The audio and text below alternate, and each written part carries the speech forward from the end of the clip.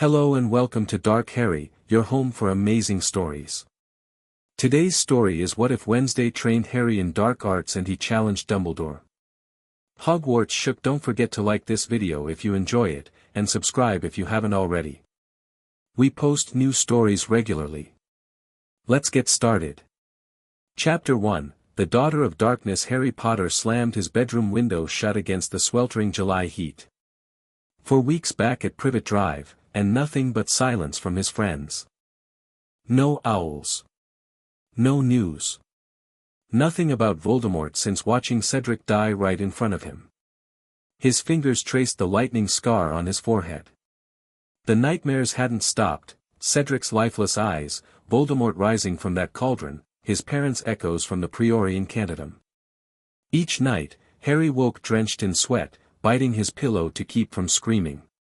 The Daily Prophet lay scattered across his bed, more articles calling him an attention-seeking liar. The wizarding world didn't want to hear the truth. Even Dumbledore had shipped him back to the Dursleys with barely a word of explanation. "Stay put, Harry," he muttered in a mocking imitation of the headmaster's serene tone. "It's for the best, Harry. Trust me, Harry."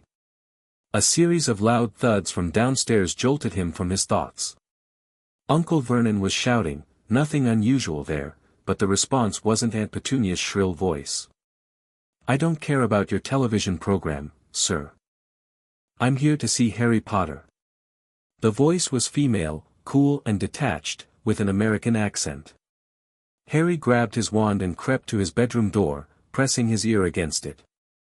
"There's no Harry Potter here," Vernon bellowed. "Now get out before I call the police." "How fascinating. You've managed to convince yourself that lying repeatedly makes something true." Harry pulled open his door and peered down the stairs. Standing in the Dursleys' pristine hallway was a girl about his age with long black hair parted down the middle, skin so pale it seemed almost translucent, and eyes that were impossibly dark. She wore a black dress with a white collar that made her look like she'd stepped out of a Victorian photograph. Uncle Vernon's face had turned an alarming shade of purple. "I'm warning you," the girl didn't even blink. "Mr. Potter," she called out, looking directly up the stairs at Harry. "I suggest you come down before this man ruptures something vital." Harry descended the stairs slowly, wand held loosely at his side. "Who are you, boy?" Vernon sputtered. "You know this, freak." The girl tilted her head slightly. "Freak? How unimaginative." She extended her hand toward Harry. "Wednesday Addams. We haven't met, but we have mutual interests."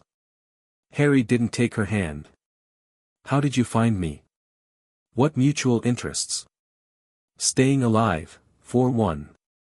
Wednesday's lips curved into what might have been a smile on anyone else. "And as for finding you, the Dursleys are listed in the telephone directory." "Quite mundane, really." Vernon stepped between them. "Now see here," Wednesday didn't look at him, but Vernon suddenly found himself unable to speak, his mouth opening and closing like a fish out of water. "Silencio," she said softly. "Wandless. Useful in mixed company." Harry raised his wand. "You're a witch. Perceptive." Wednesday glanced around the immaculate hallway with obvious distaste. "Is there somewhere we can talk? Somewhere less beige?" Petunia appeared from the kitchen, dish towel clutched to her chest. When she saw Vernon struggling to speak, she let out a strangled cry. "What have you done to him? What have you done?" Wednesday sighed. "Made him more tolerable. It's temporary, unfortunately." Harry felt a strange urge to laugh despite his suspicion. "Who sent you? Dumbledore?" Wednesday's expression darkened. "No one sends me anywhere, Harry Potter. Especially not Albus Dumbledore." Something in her tone made Harry reconsider. She clearly wasn't a Death Eater, they wouldn't bother with the front door or introductions. And Dumbledore's people would have identified themselves immediately. "There's a park down the street," he said finally.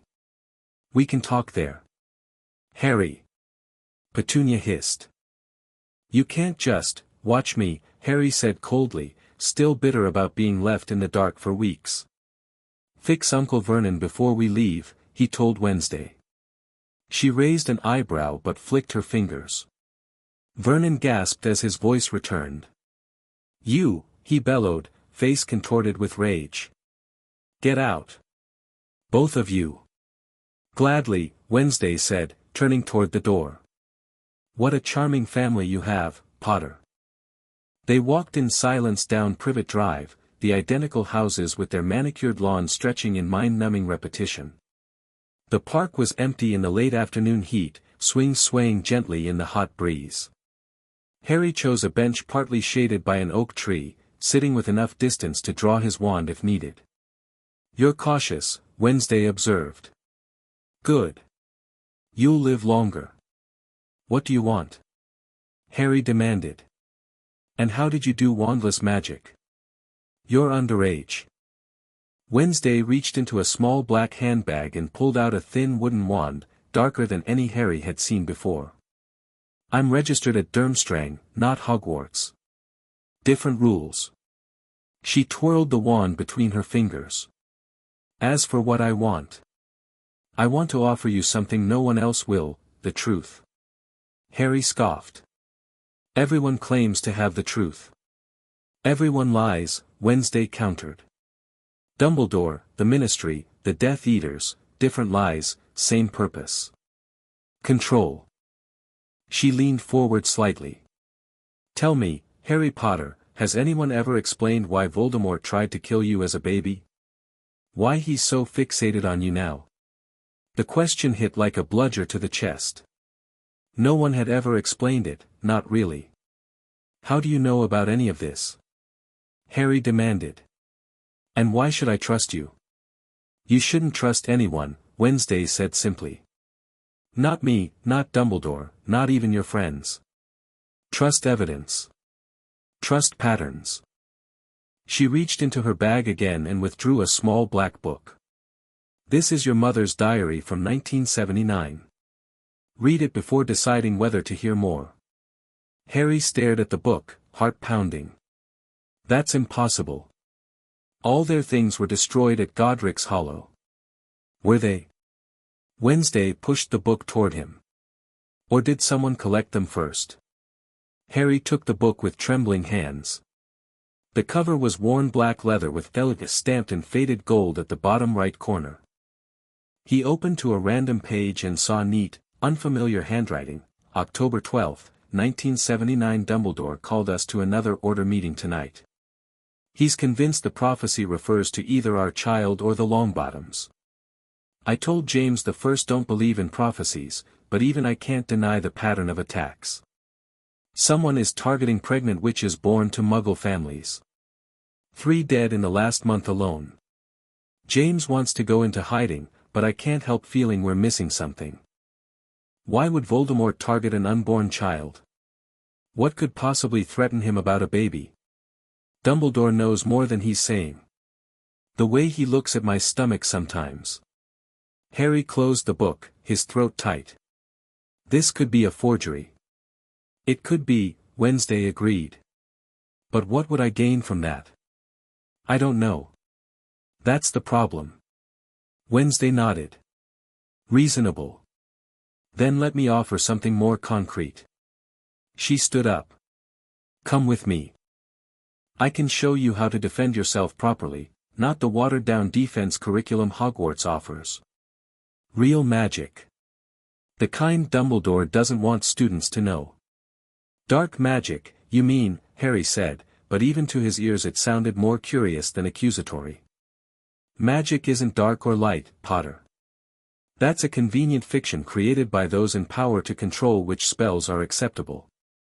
Wednesday's eyes gleamed. Magic is intent.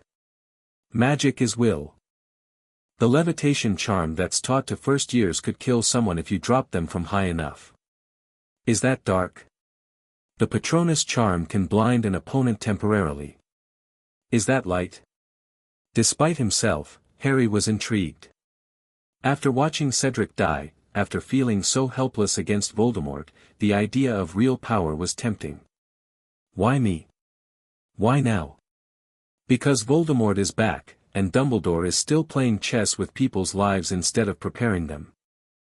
Wednesday's voice remained calm, but her eyes flashed.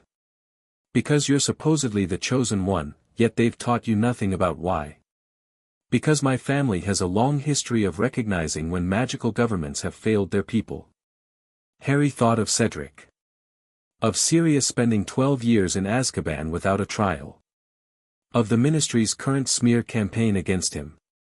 If, and I mean if, I wanted to learn, where would we even practice? The Ministry tracks underage magic. Wednesday's smile returned, sharp and knowing. They track wand signatures, not magic itself. That's why wandless casting goes undetected. And I know a place nearby where the magical interference would mask anything we do. That's convenient. It's not coincidence, Potter. I chose this meeting place carefully. She pointed toward the cluster of trees at the far end of the park. There's an underground chamber there, built during the First Muggle World War. The residual fear, death, and concrete create a natural dampening field. Harry hesitated. This could be an elaborate trap. But then again, if Voldemort wanted him dead, he wouldn't send one teenage girl to trick him into a lesson. I'll read the diary first, he decided. If it seems genuine, we can talk again. Wednesday nodded, unsurprised. I'll be here tomorrow at sunset. Bring the diary and your decision. She turned to leave, then paused. One more thing, Potter. Notice who's been keeping watch over you this summer. What do you mean? The cat lady down the street? She's a witch. The old man who walks by every morning. Wizard. They report to Dumbledore but haven't bothered to speak to you once. She tilted her head.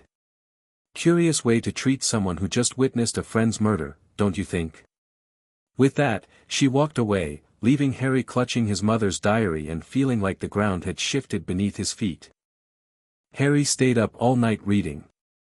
The diary covered only 6 months, from September 1979 to February 1980, but it painted a disturbing picture. His mother had been brilliant, curious, and increasingly suspicious of Dumbledore's selective information sharing.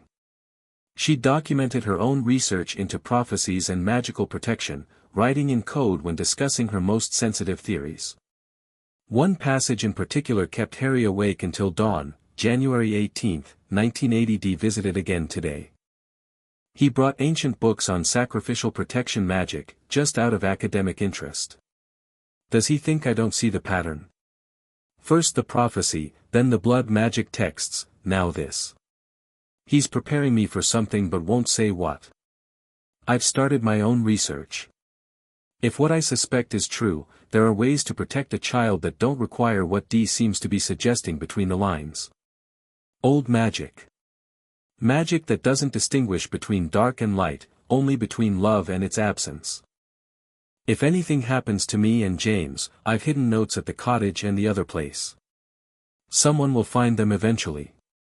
I hope it's Harry when he's old enough to understand. The next evening, Harry returned to the park with his wand in his pocket and the diary in his hand. Wednesday was already there, sitting on the same bench, looking exactly as she had the day before. I'll listen to what you have to offer, Harry said without preamble. Wednesday nodded. Good. Follow me. She led him through the small wooded area to what appeared to be an abandoned maintenance shed. Inside, a trapdoor revealed a narrow staircase descending into darkness. Ladies first, Harry said dryly. Wednesday's lips twitched. Cautious and polite. Your mother would approve. The underground chamber was larger than Harry expected, roughly the size of the Dursleys' living room. Strings of small lights illuminated the space, revealing concrete walls covered in chalk markings and symbols Harry didn't recognize. A table held an assortment of books, bottles, and what appeared to be small animal bones.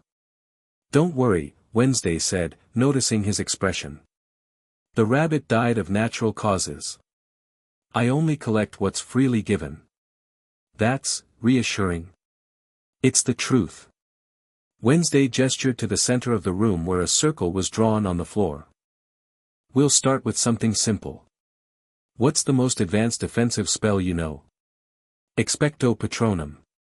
Wednesday raised her eyebrows slightly. Impressive. Most adult wizards can't cast a corporeal Patronus. Harry shrugged. Remus Lupin taught me in 3rd year. Because of the Dementors. The same Dementors Dumbledore allowed around a school full of children. Wednesday's tone was conversational, but her eyes were sharp. Interesting priorities. Before Harry could respond, she continued, the Patronus is classified as light magic, but it's actually neutral. It's pure magical will given form. Today we'll work on something similar but more versatile, magical will without form. What do you mean? Stand in a circle. When Harry hesitated, she added, it's just chalk, Potter. For focus, not binding. Harry stepped into the circle, feeling a slight tingle as he crossed the line. Magic at its core is about intent and will, Wednesday explained, walking around him. Wands help focus that will. Words help define it. But they're crutches, not requirements. What do you feel when you cast a Patronus? Hope, Harry said immediately. I think of something happy and hold on to that feeling. Exactly. Emotion channeled through will. Wednesday stopped directly in front of him. Now I want you to think of something that makes you angry. Harry frowned. I thought dark emotions couldn't produce good magic. Another convenient lie.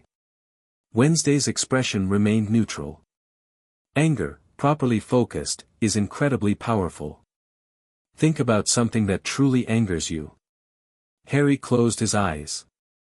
Images flashed through his mind, Cedric falling, Voldemort rising from the cauldron, Dumbledore refusing to look at him after the tournament, the Ministry calling him a liar.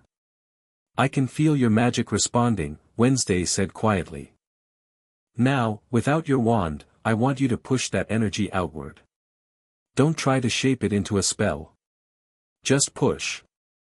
Harry concentrated, trying to direct the hot, tight feeling in his chest outward through his fingertips as he'd seen Wednesday do with the silencing charm.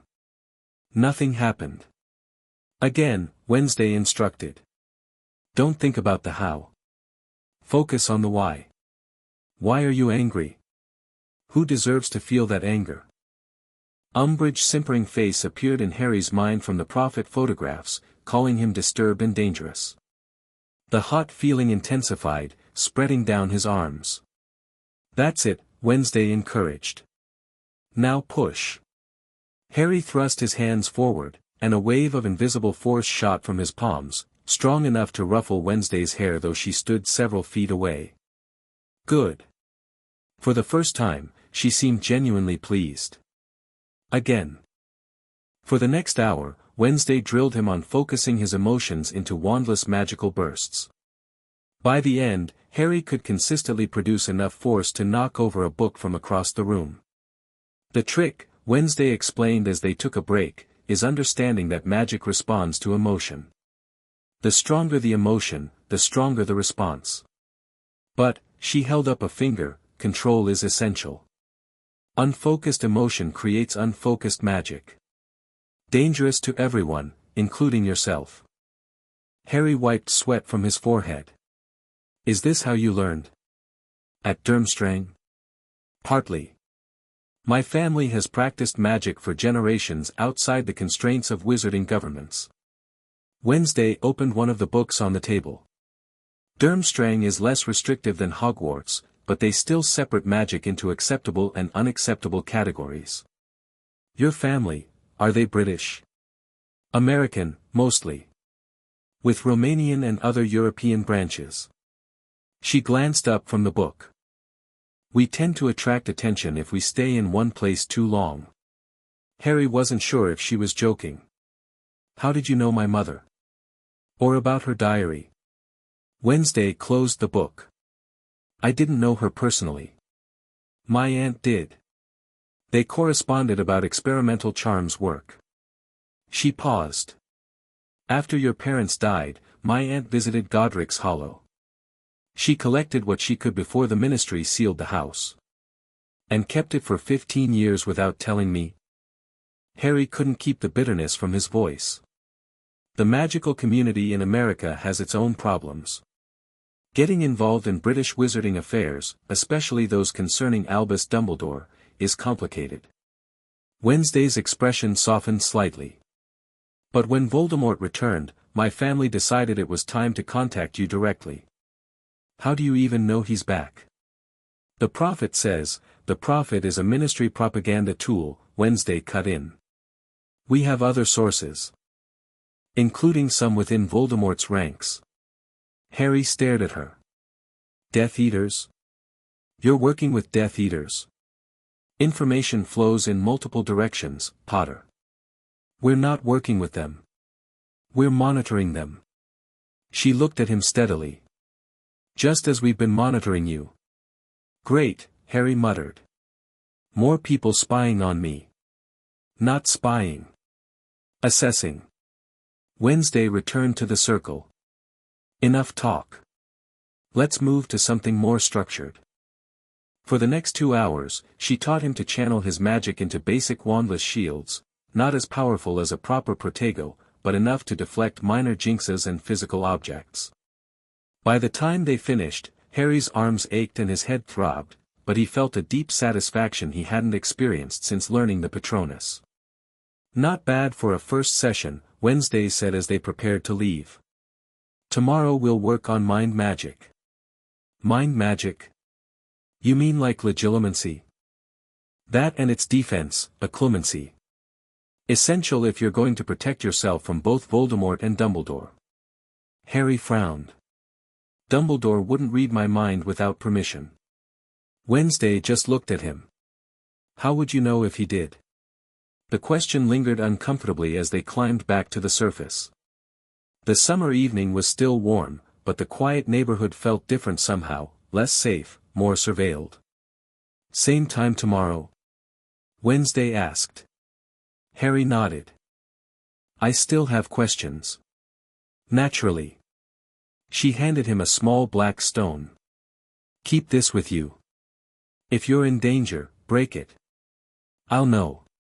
Harry pocketed the stone. Thanks for the lesson. Wednesday studied him for a moment.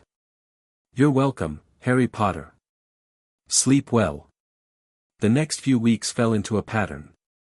Each evening, Harry would sneak out to meet Wednesday in the underground chamber for hours of intensive training.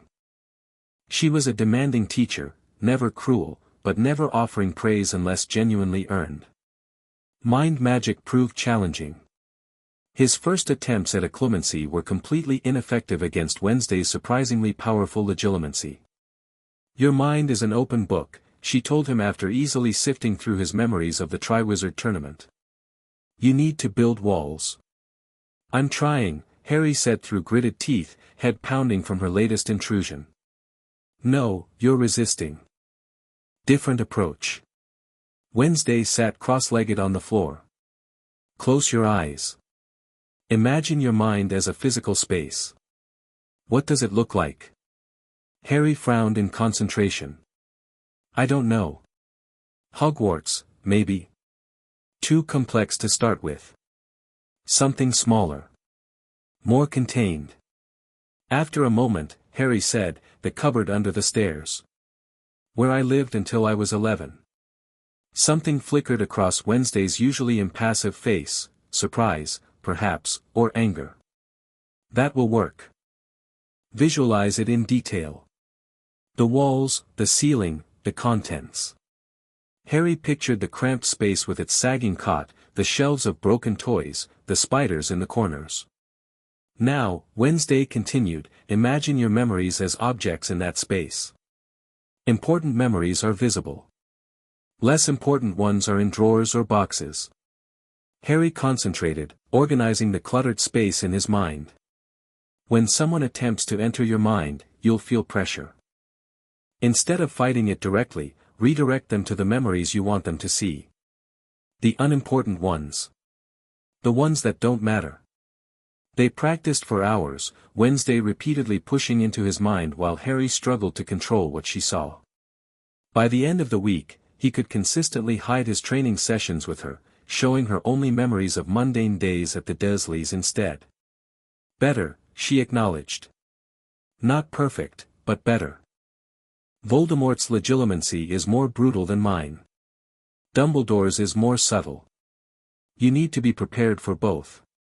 Alongside occlumency, Wednesday taught him increasingly complex wandless magic, not just shields and pushes, but precise manipulations that required intense concentration. Move the marble, she instructed one evening, placing a small glass sphere on the table.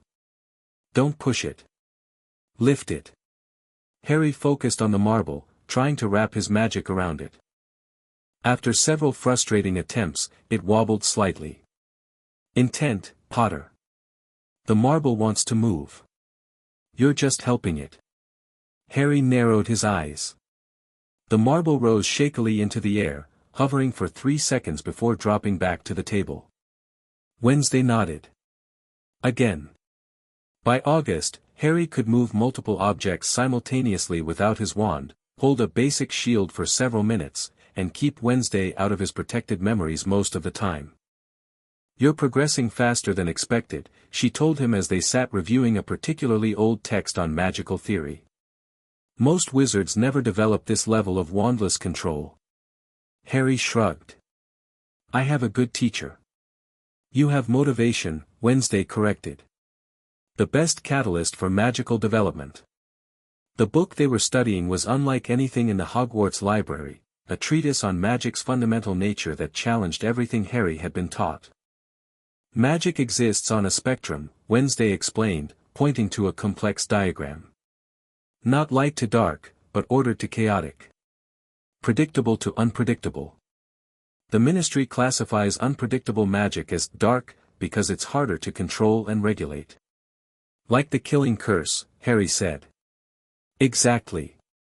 But consider this, the Patronus charm is equally unpredictable. The caster can't fully control its form or exact actions.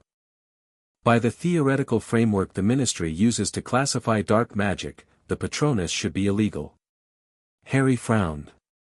So why isn't it? Because it's useful to the Ministry, and its effects are positive. Wednesday closed the book. The classification of spells isn't about protection. It's about control. These philosophical discussions became a regular part of their training. Wednesday challenged every magical assumption Harry had internalized, from the house system at Hogwarts, arbitrary divisions that create artificial loyalty to symbols instead of principles, to the restriction on underage magic, designed to disadvantage Muggle-born students who can't practice at home.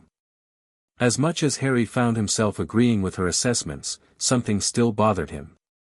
If your family knows so much about magic, why not confront Dumbledore directly? He asked one evening. Why train me in secret? Wednesday was silent for a moment. My family prefers to remain peripheral to wizarding politics. We intervene only when absolutely necessary. And now is necessary because Voldemort's return changes everything. She met his eyes directly. And because you deserve to know what you're being prepared for. What do you mean? Wednesday hesitated, uncharacteristically uncertain. There's a prophecy about you and Voldemort. Dumbledore knows its full contents but has kept it from you. Harry's stomach clenched. What does it say? I don't know the exact wording. But I know it's why Voldemort targeted your family specifically, and why Dumbledore has such a vested interest in controlling your development. Harry thought of his mother's diary entries about prophecies and Dumbledore's visits. You think he's been preparing me for something specific? I think he's been preparing you for a confrontation with Voldemort. One he believes only you can win. Wednesday's voice was softer than usual. And I think he's been willing to sacrifice your normal development to ensure you fulfill that role. The idea wasn't entirely new to Harry. He'd wondered many times why Dumbledore had left him with the Dursleys, why the headmaster seemed to allow him to face Voldemort repeatedly over the years. So what's your interest in all this? Harry asked. Why help me? My family has a long history of supporting magical balance. Voldemort disrupts that balance. Dumbledore, in his own way, does too. Wednesday held his gaze. And on a personal level, I find your situation unfair. It was the most emotion she'd shown since they'd met. Harry wasn't sure how to respond. Thanks, he said finally. For teaching me. For telling me the truth. Wednesday nodded. Tomorrow we'll move to offensive magic. Be prepared. The offensive magic Wednesday taught wasn't the standard stunning spells or disarming charms from Hogwarts. She showed Harry how to create concentrated bursts of magical energy that could incapacitate without specific incantations, how to manipulate the elements around him to create distractions or obstacles. Traditional dueling is predictable, she explained as they practiced. Spell, counterspell, shield, repeat. Real combat is about creating situations your opponent can't prepare for. She demonstrated by suddenly liquefying the concrete beneath Harry's feet, causing him to sink ankle-deep before solidifying it again, trapping him. Hey! Harry protested. Would Voldemort warn you before attacking? Would his Death Eaters announce their spells? Wednesday circled him. Free yourself. Harry closed his eyes, focusing on the concrete around his ankles. Rather than trying to break it, he concentrated on changing its properties like Wednesday had done. After a minute of intense focus, the concrete softened enough for him to pull his feet free. Good, Wednesday nodded. Adaptation, not just power. Their training intensified as August progressed. Wednesday pushed him harder each day, testing his limits both physically and magically. Harry found himself exhausted but exhilarated, feeling truly prepared for the first time since Voldemort's return. One evening as they were concluding a particularly grueling session, Wednesday suddenly stiffened, her head tilting as if listening to something Harry couldn't hear. We need to leave, she said, quickly gathering her books. Now. What's wrong? Someone's breached the perimeter wards. She shoved several books into Harry's hands. Take these. Go back to Privet Drive immediately. Harry hesitated. What about you? I'll handle whoever it is. Wednesday's wand appeared in her hand. Go, Potter. Something in her tone made Harry obey without further question. He hurried up the stairs and out of the shed, books clutched to his chest. The summer twilight was deepening into dusk as he crossed the park, walking quickly but trying not to draw attention. He was halfway to Privet Drive when he felt it, a cold, creeping dread that couldn't be explained by the summer evening. The streetlights flickered and went out one by one. His breath clouded in front of him. Dementors. Here, in Little Whinging. Harry dropped the books and drew his wand, spinning in a circle to locate the threat. Two dark shapes glided between houses, headed directly toward him. Expecto Patronum, he shouted, focusing on his recent successes with Wednesday. The silver stag erupted from his wand, charging toward the nearest Dementor. But as it did, Harry sensed movement behind him. He turned to find a black-robed figure stepping out from behind a hedge, wand raised. A Death Eater. Stupefy. The figure shouted. Harry dropped to the ground, the stunning spell passing over him. He rolled to his feet, wand ready, as two more Death Eaters appeared. Potter, one of them called, voice muffled by a silver mask. The Dark Lord wants a word. Harry's mind raced. 3 Death Eaters plus Dementors, not good odds, even with his new training. Sorry, not interested, Harry called back, backing away slowly. He sent his Patronus charging toward the approaching Dementors again, buying himself seconds at most. The Death Eaters spread out, trying to flank him. Harry considered his options. He could run, but they'd likely catch him before he reached Privet Drive. He could fight, but he was outnumbered. Or. Harry reached into his pocket and crushed the small black stone Wednesday had given him. Nowhere to run, Potter, the lead Death Eater taunted, raising his wand. Crucio. Harry threw himself sideways, the Cruciatus curse missing him by inches. He responded with a wandless push of magic toward the ground at the Death Eater's feet, destabilizing it just enough to make the man stumble. Expelliarmus! Harry shouted, following up with his wand. The Death Eater blocked it easily. Is that the best you can do? The Dark Lord will be disappointed. The three closed in, forcing Harry back against a garden fence. The Dementors were regrouping, his Patronus fading as his concentration split between too many threats.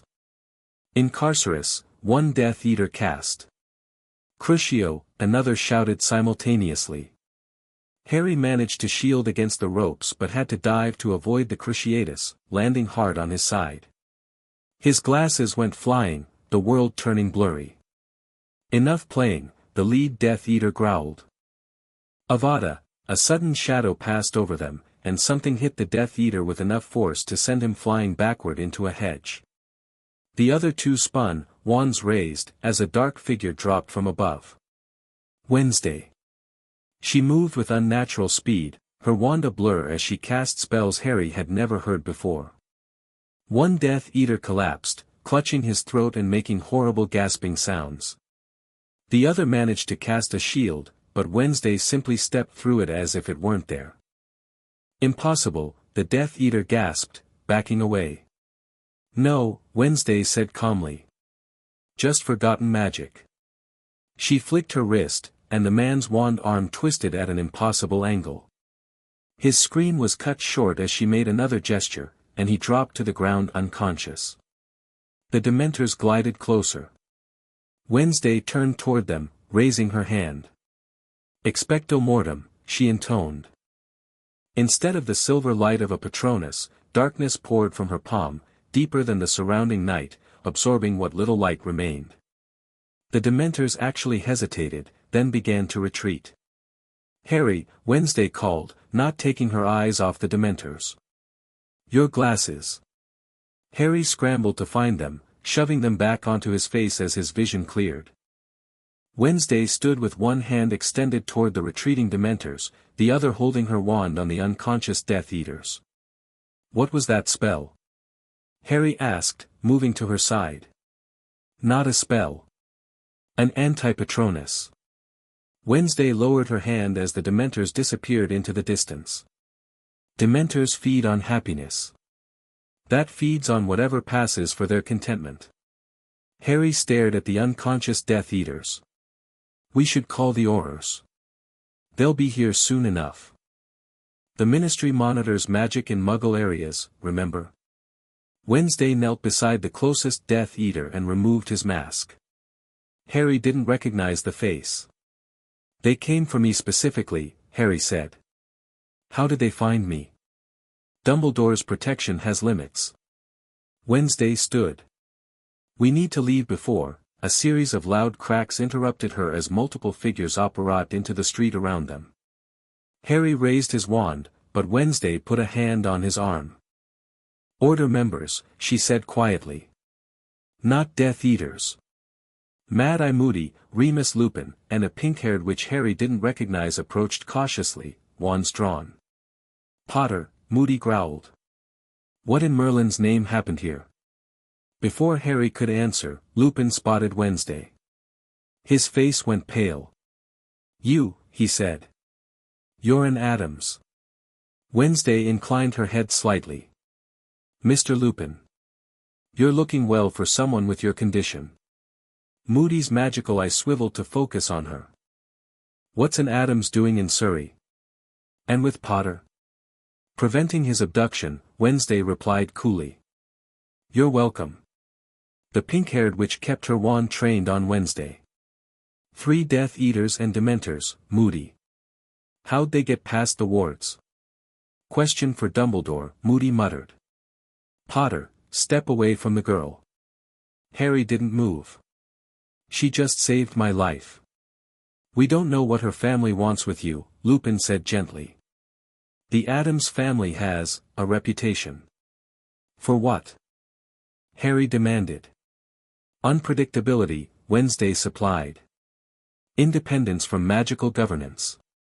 Questionable ethics, according to some. Moody snorted. That's putting it mildly. Harry, Lupin tried again. Please come with us. Dumbledore wants you moved to headquarters immediately.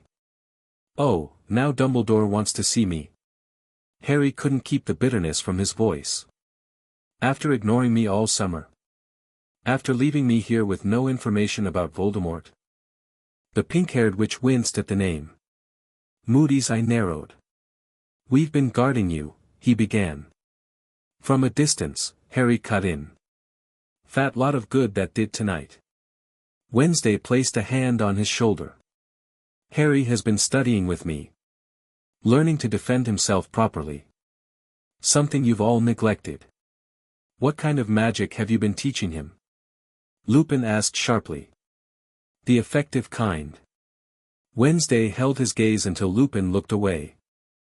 The kind he'll need when Voldemort comes for him again. Moody stepped forward. That's enough. Potter comes with us. You can explain yourself to Dumbledore. I don't answer to Albus Dumbledore, Wednesday said, her voice taking on a dangerous edge. Neither does my family. The tension in the air was palpable. Harry looked between the Order members and Wednesday, seeing the confrontation building. I'll go with them, he told Wednesday. But I'm keeping the books. And we're not finished. She studied him for a moment, then nodded. You know how to reach me if needed. To the Order members, she added, tell Dumbledore the Addams family is taking an interest in British magical affairs again. He'll understand the implications. With that, she stepped backward into the shadow of a tree and simply vanished.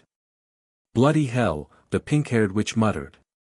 Did she just, shadow walking, Moody growled. Old magic.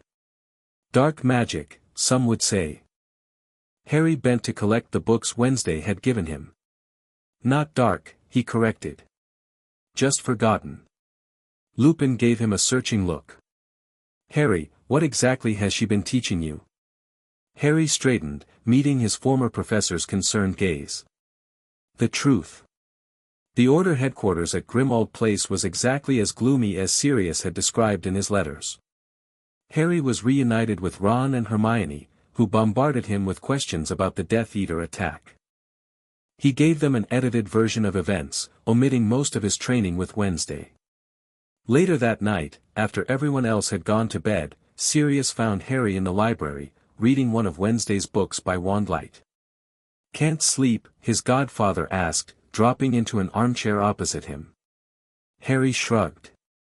Too much to think about. Sirius glanced at the book in Harry's hands. Moody mentioned you'd made an unusual friend this summer. Wednesday. Harry closed the book. You know about the Addams family? Sirius barked a laugh. Even growing up in the noble and most ancient House of Black, the Addams family was considered eccentric. Lupin seemed afraid of her. With good reason. The Addams family has old ties to many magical creatures, including werewolves. Sirius leaned forward. They're not dark wizards in the way Death Eaters are. They don't believe in blood purity or domination. But they practice magic most modern wizards consider forbidden or forgotten. She taught me things Hogwarts never would, Harry said. Useful things. Sirius studied him for a long moment. You've changed this summer. More confident. More focused. Is that bad? No, Sirius said slowly. But it's making Dumbledore nervous. He called an emergency order meeting after hearing about the Addams involvement. Harry's interest sharpened. What did he say? That the Addams family traditionally remains neutral in wizarding conflicts unless directly threatened. Their sudden interest in you is concerning to him. Because he can't control them, Harry guessed. Sirius raised an eyebrow but didn't disagree. What exactly did this Wednesday teach you? Harry hesitated, then decided to trust his godfather. Wandless magic. Mind protection. Combat techniques that don't rely on standard spells. Mind protection. You mean occlumency? Harry nodded. Sirius let out a low whistle. That's advanced magic, Harry. Most adult wizards can't master it. She said it was essential. To protect myself from both Voldemort and... Harry paused. And Dumbledore, Sirius finished, surprising him. She's not wrong. Dumbledore is a skilled legilimens. Most people never even notice when he schemes their surface thoughts. Harry frowned. Has he done that to me? Probably. Sirius looked troubled. Dumbledore plays his cards very close to his chest, Harry. Always has. He believes it's for the greater good. But what about what's good for me? Harry couldn't keep the anger from his voice. No one told me anything all summer. Not about Voldemort, not about the Order, not about why I was attacked in the first place. Sirius was quiet for a moment. I argued for bringing you here earlier. For telling you everything. I was overruled. By Dumbledore. Yes. Sirius ran a hand through his hair. Listen, Harry. I don't know exactly what Wednesday Addams told you, or why her family has taken an interest in you. But I do know this, Dumbledore isn't your enemy. He's made mistakes, yes. He's too secretive, yes. But he cares about you. Harry thought about his mother's diary, about the years with the Dursleys, about being kept in the dark. Caring isn't enough, he said finally. Not anymore. Sirius looked at him with a mixture of pride and concern. You sound like James. He questioned everything too. He stood up. Whatever you decide, Harry, I'm on your side. Remember that. After Sirius left, Harry opened his mother's diary again, rereading her entries about Dumbledore's visits and her suspicions. Something was still missing, some piece of information that would make everything clear. He needed to talk to Wednesday again. But with the Order watching him closely, that wouldn't be easy. Unless... Harry pulled out the remains of the black stone from his pocket, the one he'd crushed to summon Wednesday during the attack. The pieces were still warm, pulsing slightly with magic. He arranged them in a circle on the floor and, following his instincts, placed a drop of his blood in the center. The stone fragments melted together, reforming into a perfect sphere before dissolving into shadow. Harry waited, wondering if anything would happen. Minutes passed. He was about to give up when the shadows in the corner of the library deepened, swirled, and Wednesday stepped through. Impressive, she said quietly. Most wizards can't reverse engineer magical artifacts like that. I didn't know if it would work, Harry admitted. Blood magic usually does. Wednesday glanced around the grim library. So this is the famous Black family home. Charming, in a morbid way. How did you get past the Fidelius charm? I didn't. You invited me through the blood connection. Older magic supersedes newer protections. Wednesday sat across from him. Why summon me, Harry Potter? The Order won't be pleased to find me here. I need to know what happens next, Harry said. School starts in 2 weeks. The Ministry's still calling me a liar. Voldemort's still out there. And Dumbledore's still keeping secrets. Wednesday studied him. What do you want to happen next? I want to be prepared. For whatever comes. Then we continue your training. Wednesday reached into her ever-present black bag and withdrew a small leather-bound book. This contains advanced exercises for occlumency and wandless magic. Practice daily, especially before sleep and upon waking. Harry took the book.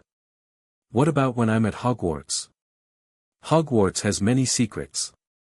Places where magic goes undetected. A small smile curved her lips. The chamber where Slytherin's basilisk once lived, for instance. Purified now, but still saturated with ancient magic. You want me to practice in the Chamber of Secrets? It's appropriate, don't you think? Learning forgotten magic in a forgotten place. Harry couldn't help but agree. Will I see you again before school starts? No. The Order will be watching too closely. Wednesday rose. But I'll contact you once you're at Hogwarts. Continue practicing what I've taught you. Especially the occlumency. Harry nodded. Wednesday, thank you. For everything. She looked at him for a long moment, her dark eyes unreadable. We've only just begun, Harry Potter. The real challenge comes when you face Dumbledore with your new knowledge and abilities. You think he'll try to stop me? I think he'll try to control you, Wednesday corrected. And I think you're finally ready to resist. With that, she stepped back into the shadows and was gone, leaving Harry alone with his thoughts and a growing sense that his return to Hogwarts would be unlike any year before. Chapter 2, The unmaking Platform 9 3/4 buzzed with the usual start-of-term chaos, first years clutching their wands like lifelines, parents fussing over forgotten sweaters, owls screeching in protest at being jostled. Harry stood apart from it all, watching. Just, watching. Mate, you okay? Ron asked, shifting uncomfortably beside him. You've been weird quiet since we got here. Harry nodded without elaboration. The last 2 weeks at Grimmauld Place had been a study in restraint, practicing occlumency silently before dawn, reading Wednesday's books hidden inside Quidditch magazines, deflecting Hermione's increasingly pointed questions about what had really happened in Little Whinging. He's thinking, Hermione said, studying Harry's face. A novel concept for some of us. Ron rolled his eyes. Ha ha. Come on, we should grab a compartment before they're all full. As they boarded the train, Harry caught Mrs. Weasley watching him with undisguised concern. He'd overheard her talking to Sirius last night. He's different, Sirius. Quieter. Almost, calculating. Sirius had just laughed. Good. James was always too impulsive. Lily was the thinker. The memory brought a slight smile to Harry's face as he followed his friends down the corridor of the Hogwarts Express. Let them wonder. Let them all wonder. For the first time in his life, Harry felt like he was moving according to his own plan rather than reacting to everyone else's. Harry. Neville waved from a compartment. Saved you seats. The compartment already held Neville and a blonde girl Harry didn't recognize, who was reading a magazine upside down. Thanks, Neville, Harry said, sliding in across from him. How was your summer? As Neville launched into a story about his grandmother's prize-winning venomous tentacula, Harry discreetly placed his hand on the floor of the compartment and extended his magical awareness through the train. Wednesday had taught him to sense magical signatures, a skill that came in handy for detecting nearby threats. The blonde girl lowered her magazine slightly, pale eyes fixing on Harry's hand. Your aura's changed, she said matter-of-factly. It's got shadows in it now. Interesting. Everyone stopped talking. The girl continued to stare at Harry with unblinking curiosity. This is Luna Lovegood, Neville said after an awkward moment. She's in Ravenclaw, year below us. Harry met Luna's gaze without flinching. What kind of shadows? The useful kind, Luna replied. Like the ones that hide in corners and listen to secrets. Ron and Hermione exchanged concerned glances, but Harry just nodded. Nice to meet you, Luna. The train journey proceeded with the usual visits, Malfoy making his obligatory threatening appearance, the trolley witch with her sweets. But through it all, Harry maintained a quiet watchfulness that clearly unnerved his friends. Seriously, what's going on with you? Hermione finally demanded as they approached Hogwarts. You've barely said 10 words since London. Harry considered her for a moment, then reached into his bag and handed her one of Wednesday's books, the least controversial one on magical theory. Been doing some independent study, he said simply. Hermione took the book, eyebrows rising as she read the title. The Fundamental Nature of Magical Intent. Harry, this is graduate-level magical theory. Where did you get this? A friend. That Adams girl Sirius mentioned? Ron asked, lowering his voice. The one who fought off Death Eaters. Harry nodded. Adams? Luna perked up. As in Wednesday Addams? My father interviewed her mother once for the Quibbler. She showed him how to speak to the dead through their severed fingernails. Ron grimaced. That's disgusting. That's necromancy, Hermione corrected, looking horrified. It's illegal in 17 countries. Only if you use it to raise corpses, Luna said dreamily. For conversation, it's merely frowned upon. Harry suppressed a smile. The book's just theory, Hermione. Nothing illegal about thinking. She didn't look convinced but opened it anyway, quickly becoming absorbed despite herself. As the train slowed for Hogsmeade Station, Harry felt a familiar presence brush against his mental shields, gentle, probing, curious. Dumbledore, reaching out magically from the castle. Harry reinforced his occlumency barriers, carefully constructing false surface thoughts of anxiety about the new school year and lingering trauma from the graveyard. The presence withdrew, seemingly satisfied. Harry released a slow breath. Round 1 to him. The welcome feast brought the first real surprise of the evening. Dolores Umbridge, Senior Undersecretary to the Minister of Magic, introduced as the new defense against the dark arts teacher. Her simpering voice and pink cardigan couldn't disguise the steel in her eyes as she interrupted Dumbledore's speech with her own agenda-laden address. Progress for progress's sake must be discouraged. Pruning wherever we find practices that ought to be prohibited. Ministries interfering at Hogwarts, Hermione whispered, stating the obvious. Harry kept his eyes on Dumbledore, who was politely applauding Umbridge's speech despite the clear threat to his authority. Their gazes met across the Great Hall, and Harry felt another gentle probe against his mental shields. This time, he allowed a flash of genuine emotion to leak through, frustration with the Ministry's denial of Voldemort's return. Dumbledore's eyes twinkled slightly, the familiar grandfatherly smile returning to his face. He thought he still had Harry's trust, still had his weapon pointed in the right direction, against the Ministry, not against him. Good. The first week of classes established the new reality at Hogwarts. Umbridge's defense class was worse than useless, all theory, no practical magic, with a side of Ministry propaganda. When Harry questioned the approach, she promptly assigned him detention. You'll be writing lines, Umbridge said with poisonous sweetness when he reported to her office that evening. What should I write? Harry asked, reaching for his quill. Oh, you'll be using a special one of mine. She handed him a long black quill with an unusually sharp point. I want you to write, I must not tell lies. Harry recognized the blood quill for what it was, a torture device disguised as a teaching tool.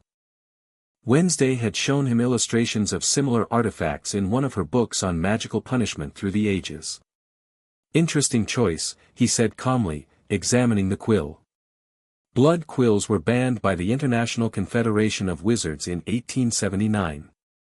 Their use on minors carries a minimum 5-year sentence in Azkaban. Umbridge's smile faltered slightly. Don't be ridiculous, Potter. It's a standard punishment quill.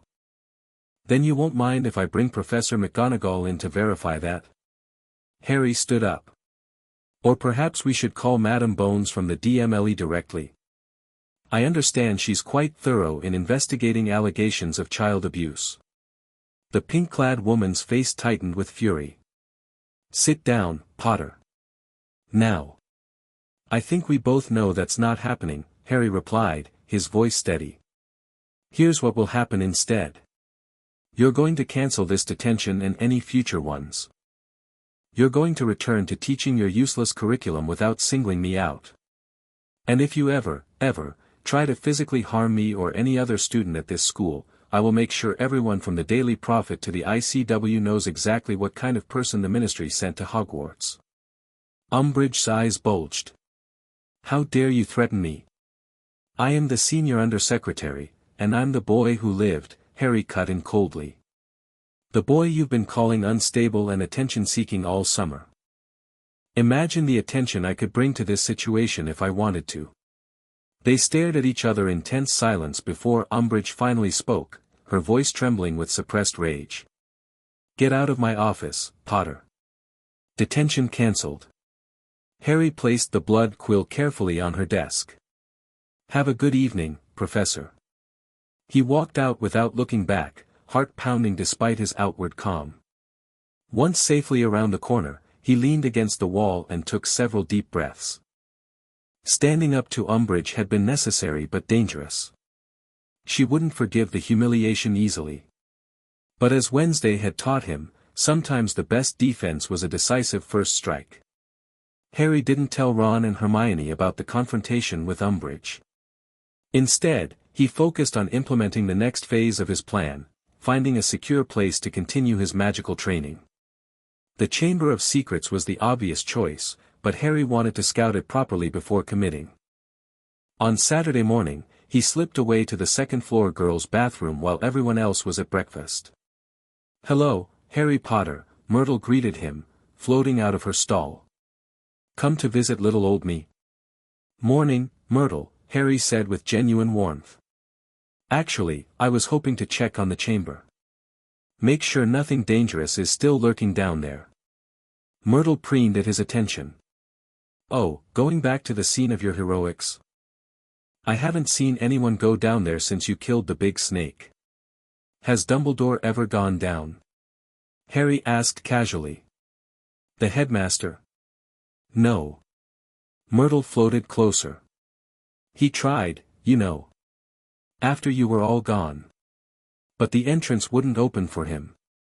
Only opens for Parselmouths, doesn't it?" That was interesting information. Dumbledore had tried but failed to access the chamber. Which meant it truly could be a secure location for Harry's practice. "Thanks, Myrtle. I appreciate the help." "Will you come visit me again?" she asked hopefully. "It gets awfully lonely being dead." "I promise," Harry said, then turned to the sink with its tiny snake etching. "Open," he hissed in Parseltongue. The sink reconfigured itself, revealing the large pipe leading down to the chamber. Harry cast a quick scourgify on the pipe's entrance, no sense getting filthy right away, then slid down into the darkness. The tunnel was just as he remembered, though the rat skeleton seemed to have multiplied. Harry lit his wand and proceeded cautiously toward the main chamber, vanishing the basilisk's shed skin when he encountered it. No sense leaving evidence of his visit. The main chamber looked both familiar and different. The massive statue of Salazar Slytherin still dominated the far wall, but the basilisk's enormous corpse was gone, presumably removed or destroyed by house elves after the incident. The floor had been cleaned of blood and water, leaving the ancient stone dry and bare. Harry walked the perimeter slowly, sending his magical awareness through the chamber as Wednesday had taught him. The space hummed with old, powerful magic, protection spells, containment wards, and something else, something that responded to his presence specifically. Curious, Harry approached the statue of Slytherin and placed his hand on the stone base. He could feel magic pulsing beneath his palm, neither dark nor light but ancient and complex. "Reveal," he hissed in Parseltongue. Nothing happened. Harry frowned, considering. Slytherin wouldn't have created this massive chamber just to house a basilisk. There had to be more, perhaps a private study or library where he conducted his real work, away from the other founders. "Show me your secrets," Harry tried again in Parseltongue. This time, a seam appeared in the stone floor beside the statue, a narrow rectangular outline that hadn't been visible before. Harry knelt beside it, running his fingers along the edge. It felt warm to the touch, responsive. "Open," he hissed. The stone rectangle slid away, revealing a narrow staircase descending even deeper beneath the castle. Harry hesitated only briefly before starting down, wand raised to illuminate the passage.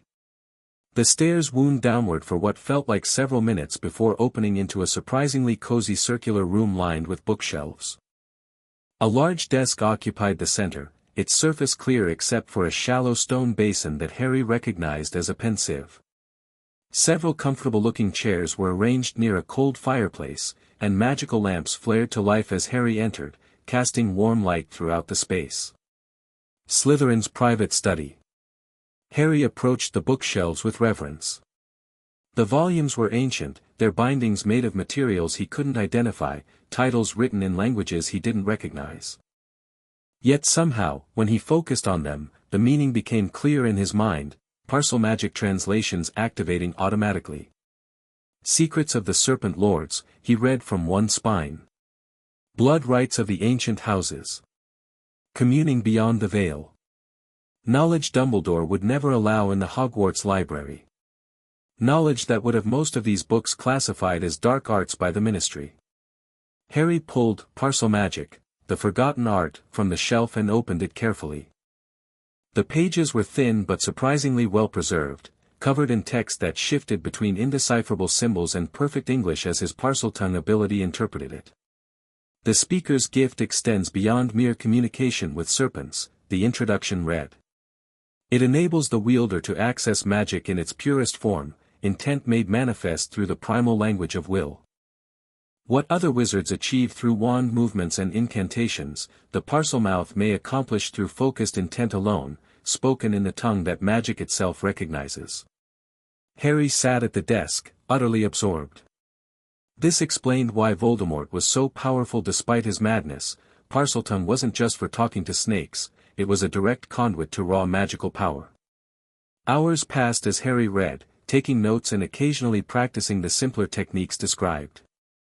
By the time he reluctantly closed the book, he had learned to create small globes of magical light, unlock simple mechanisms, and detect concealed objects, all using Parseltongue incantations that felt strangely natural on his tongue. This would be his sanctuary, his training ground away from Dumbledore's watchful eyes. Over the next few weeks, Harry established a careful routine. On the surface, he was just another fifth-year student, attending classes, doing homework, enduring Umbridge's useless defense lessons. But beneath that facade, he was systematically building his knowledge, power, and influence. 3 nights a week, he slipped away to the chamber to practice the magic Wednesday had taught him, supplemented by Slytherin's ancient texts. The other nights, he focused on building a network of like-minded students frustrated by Umbridge's refusal to teach practical defense. "We need to learn to protect ourselves," Hermione argued during one of their hushed conversations in the common room. "Especially with V. Voldemort back. We need a proper teacher," Ron added. "Someone with real experience." They both looked expectantly at Harry, who pretended to consider the idea carefully. "Not me," he said finally. "I don't want the attention." "But Harry," Hermione protested, "you've fought him multiple times. Who else has that experience?" "I survived," Harry corrected her. "There's a difference between surviving and winning." What he didn't say was that he had no intention of teaching standard defense spells when he was learning far more effective magic in secret. But he could use their idea for his own purposes. "I'll help organize it," he offered instead. "But we need multiple teachers, not just me. People with different strengths." The plan evolved quickly. Hermione recruited students from all 4 houses, including, to Ron's horror, several Slytherins vouched for by Luna and Ginny. Harry suggested the Room of Requirement as their meeting place, having discovered it during his late-night explorations of the castle. Their first meeting brought together 27 students ranging from 3rd to 7th year. Harry stood before them, surveying the nervous but determined faces. "Thanks for coming," he began quietly, forcing them to lean in to hear him. "We all know why we're here. Umbridge won't teach us to defend ourselves. Voldemort," several people flinched, "is back, and the Ministry's denial won't protect any of us." He paused, letting the tension build. "This isn't a Dumbledore's army or a Ministry resistance," he continued, addressing the unspoken question hanging in the air. "This is about survival. Pure and simple. Learning what we need to protect ourselves and each other when, not if, the fighting starts." "And who's going to teach us?" Zacharias Smith demanded. "You." "All of us," Harry replied. "Everyone in this room has something valuable to contribute. Hermione's brilliant at magical theory. The Weasley twins know more about tactical diversions than anyone I've met.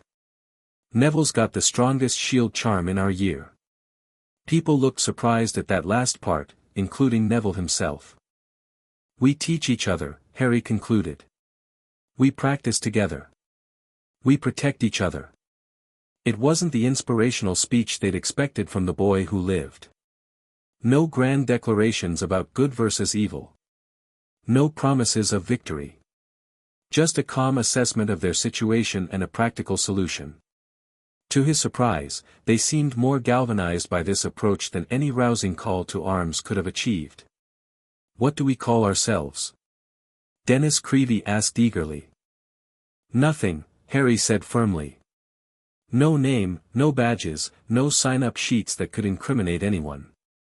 Just people learning together. As the group broke into practice pairs, Harry circulated, offering suggestions and corrections. But his real purpose was to identify those with the most potential, students who might be receptive to more advanced training later. Luna Lovegood caught his eye immediately.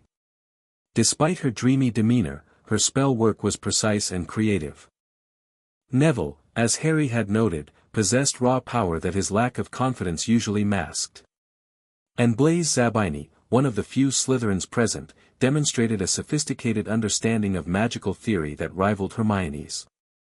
After the session ended and most students had left, Harry approached these three individually, inviting each to additional practice sessions, to work on more advanced material.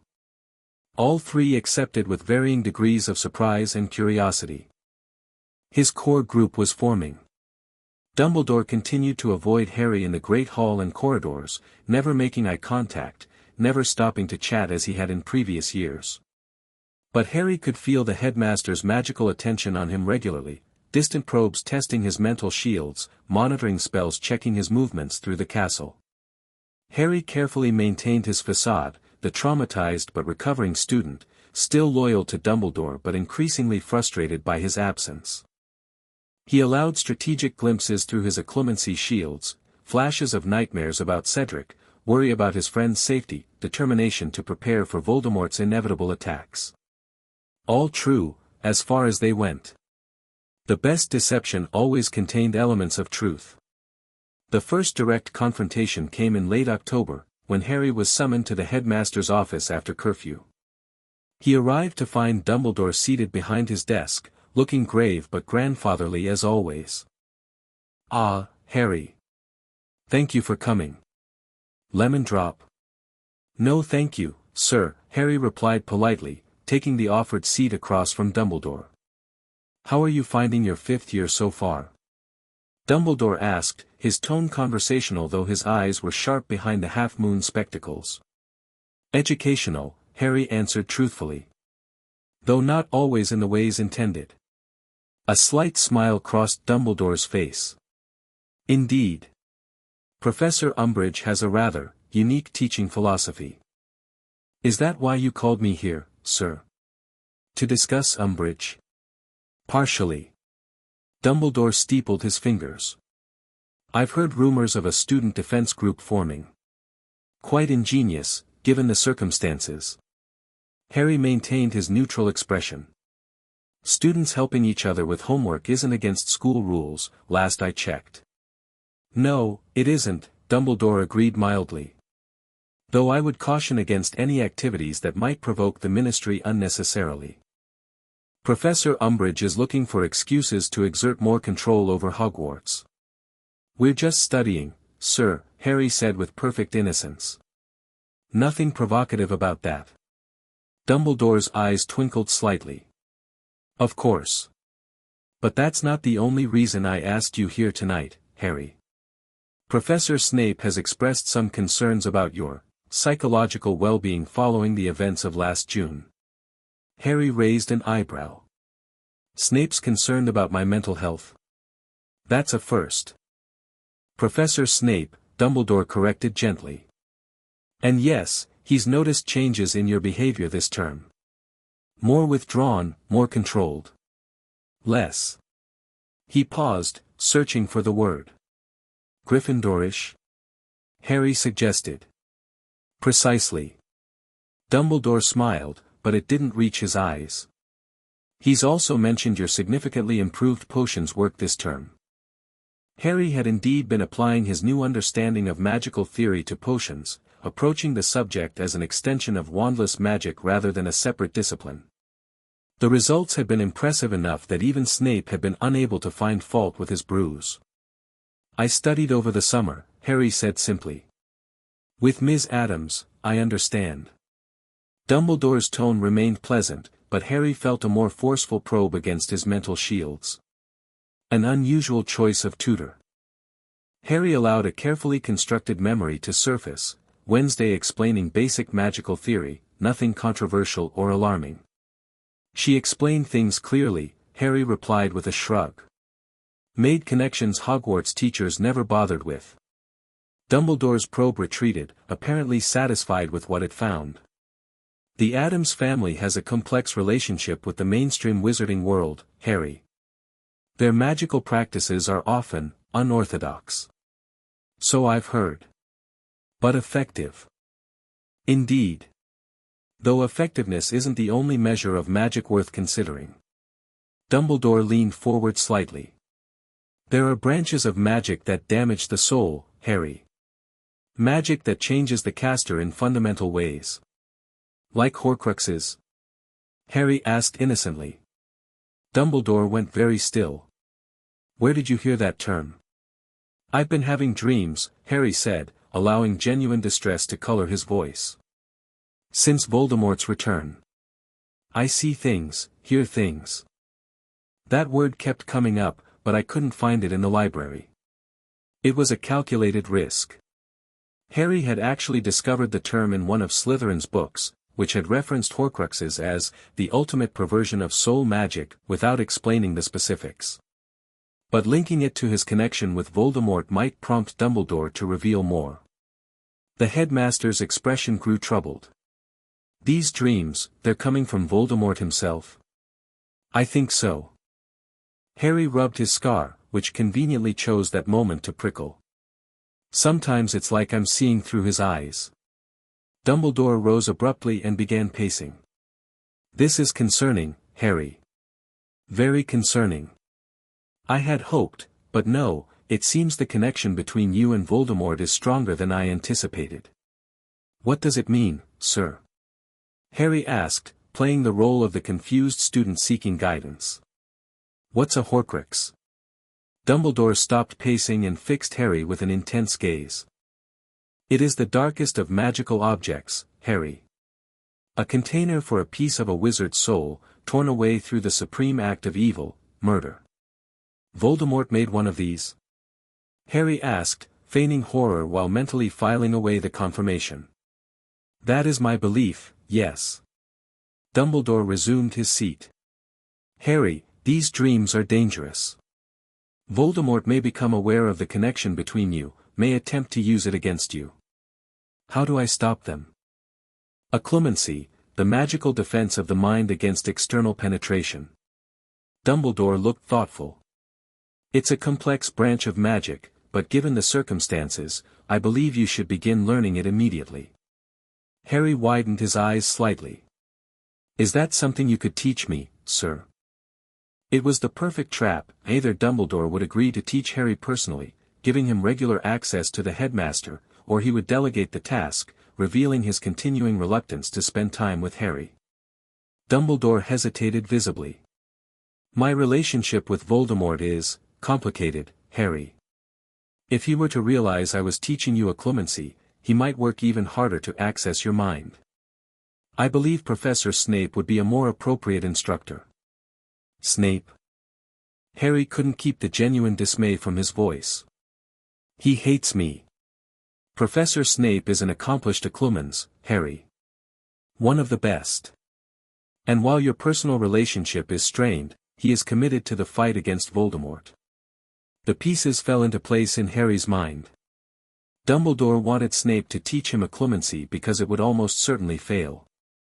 The potion's master's hatred would make gentle, progressive training impossible, leaving Harry's mind vulnerable to both Voldemort and Dumbledore himself. If you think that's best, sir, Harry said reluctantly, already planning to continue his self-study instead. Dumbledore nodded, apparently satisfied.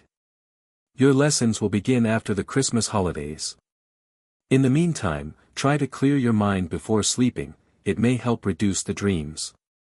Harry rose to leave, but paused at the door. Sir, there's something else from the dreams. Voldemort's looking for something.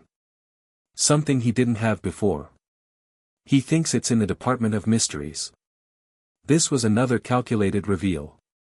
Harry had indeed gleaned this information from occasional genuine flashes through his Scar connection, but he'd been carefully shielding himself against most of Voldemort's intrusions using Wednesday's techniques. Dumbledore's face went completely blank for a split second before he recovered. Thank you for telling me, Harry. This is valuable information. Harry nodded and left, confident he'd planted the seeds necessary for the next phase of his plan. The first Hogsmeade weekend in November brought Harry's long-awaited reunion with Wednesday Addams. They met at the edge of the village, beyond the last shops where few students ventured. She looked exactly as he remembered, pale skin, dark hair, black dress with white collar, expression of perpetual mild disdain for the world around her. You've been practicing, she observed as soon as he approached. Your magical signature is more defined now. Less chaotic. I found a good place to train, Harry replied. Slytherin's personal study beneath the Chamber of Secrets. Wednesday raised an eyebrow, the most surprise she ever showed. Impressive. The Founder's private spaces are notoriously difficult to access. Parseltongue has its uses. Harry glanced around to ensure they weren't being watched. I've learned more in 2 months of studying Slytherin's books than in 4 years at Hogwarts. Knowledge hoarded is knowledge wasted, Wednesday agreed. What have you discovered? Harry summarized his findings, the true nature of parcel magic as a direct conduit to magical intent, the ancient protection rituals Slytherin had documented, and most significantly, the references to Horcruxes that had prompted his conversation with Dumbledore. Wednesday listened without interruption, her dark eyes fixed on Harry's face. When he finished, she was silent for a long moment. Horcruxes explain much about Voldemort's survival, she said finally. My mother suspected as much but could never confirm it. Dumbledore knows, Harry added. He's been researching them for years, I think. But he's keeping the information to himself. Typical. Wednesday's tone held genuine contempt. Dumbledore believes knowledge is a privilege to be dispensed according to his judgment, not a right to be freely accessed. They walked together toward the shrieking shack, continuing their conversation away from curious ears.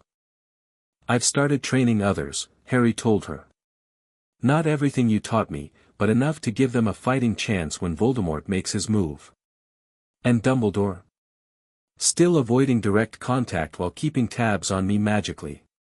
He's arranged for Snape to teach me occlumency after Christmas. Wednesday's lips curled slightly. How convenient.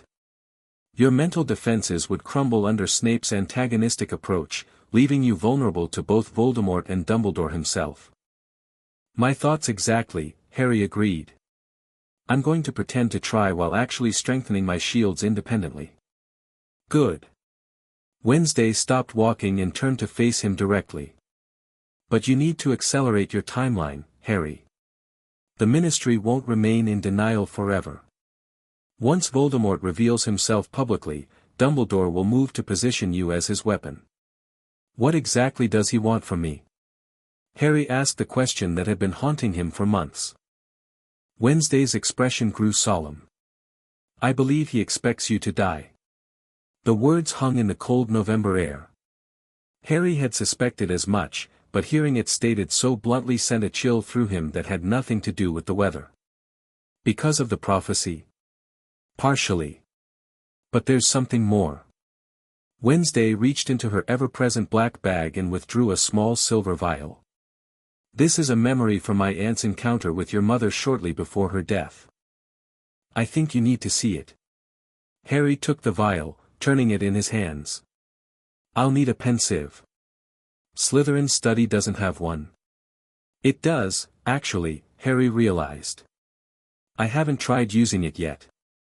Then this is your opportunity. Wednesday placed a hand on his arm, a rare physical gesture from her. What you'll see will be difficult, Harry. But necessary. I'm used to difficult truths, Harry said grimly. This one is different. Wednesday's voice softened slightly. This one is personal. They spent the remainder of their allotted time discussing advanced magical techniques Harry had discovered in Slytherin's books. Wednesday corrected his understanding in places, expanded it in others, and suggested modifications to his training regimen for both himself and his selected students. As they prepared to part ways, Wednesday handed him a small black journal similar to the one she'd given him during the summer. Write in this when you need to contact me, she instructed. The words will appear in my copy, and vice versa. Magical texting, Harry said with a slight smile. Clever. An Addams family invention. Wednesday's expression remained serious. Be careful with the memory, Harry. And watch Dumbledore closely after you've seen it. His reaction will tell you everything you need to know. I will. Harry tucked both the vial and journal safely into an inner pocket of his robes. Wednesday. Thank you. For everything. She studied him for a moment, then nodded once. You're becoming who you were meant to be, Harry Potter. Not Dumbledore's weapon. Not Voldemort's nemesis. Yourself. With that, she turned and walked away, disappearing into the shadows between buildings with her characteristic abruptness. Harry waited until well after midnight to make his way to the Chamber of Secrets, the silver memory vial clutched tightly in his hand. The castle was silent, most professors and prefects having completed their rounds hours earlier. Still, he moved cautiously, using both the Marauder's map and his enhanced magical senses to avoid detection.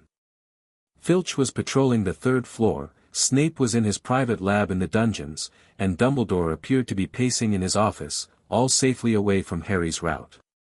When he reached Myrtle's bathroom, he found it thankfully empty of even its ghostly resident. The entrance to the chamber opened silently in response to his Parseltongue command, and he slipped down into the darkness below. Slytherin's study welcomed him with warming magical lamps and a faint hiss of recognition from the serpentine decorations adorning the walls. Over the past 2 months, Harry had cleaned the space thoroughly, adding a comfortable chair, a small writing desk, and various magical implements he'd either created or transfigured. The stone pensive occupied a special alcove near the back of the circular room.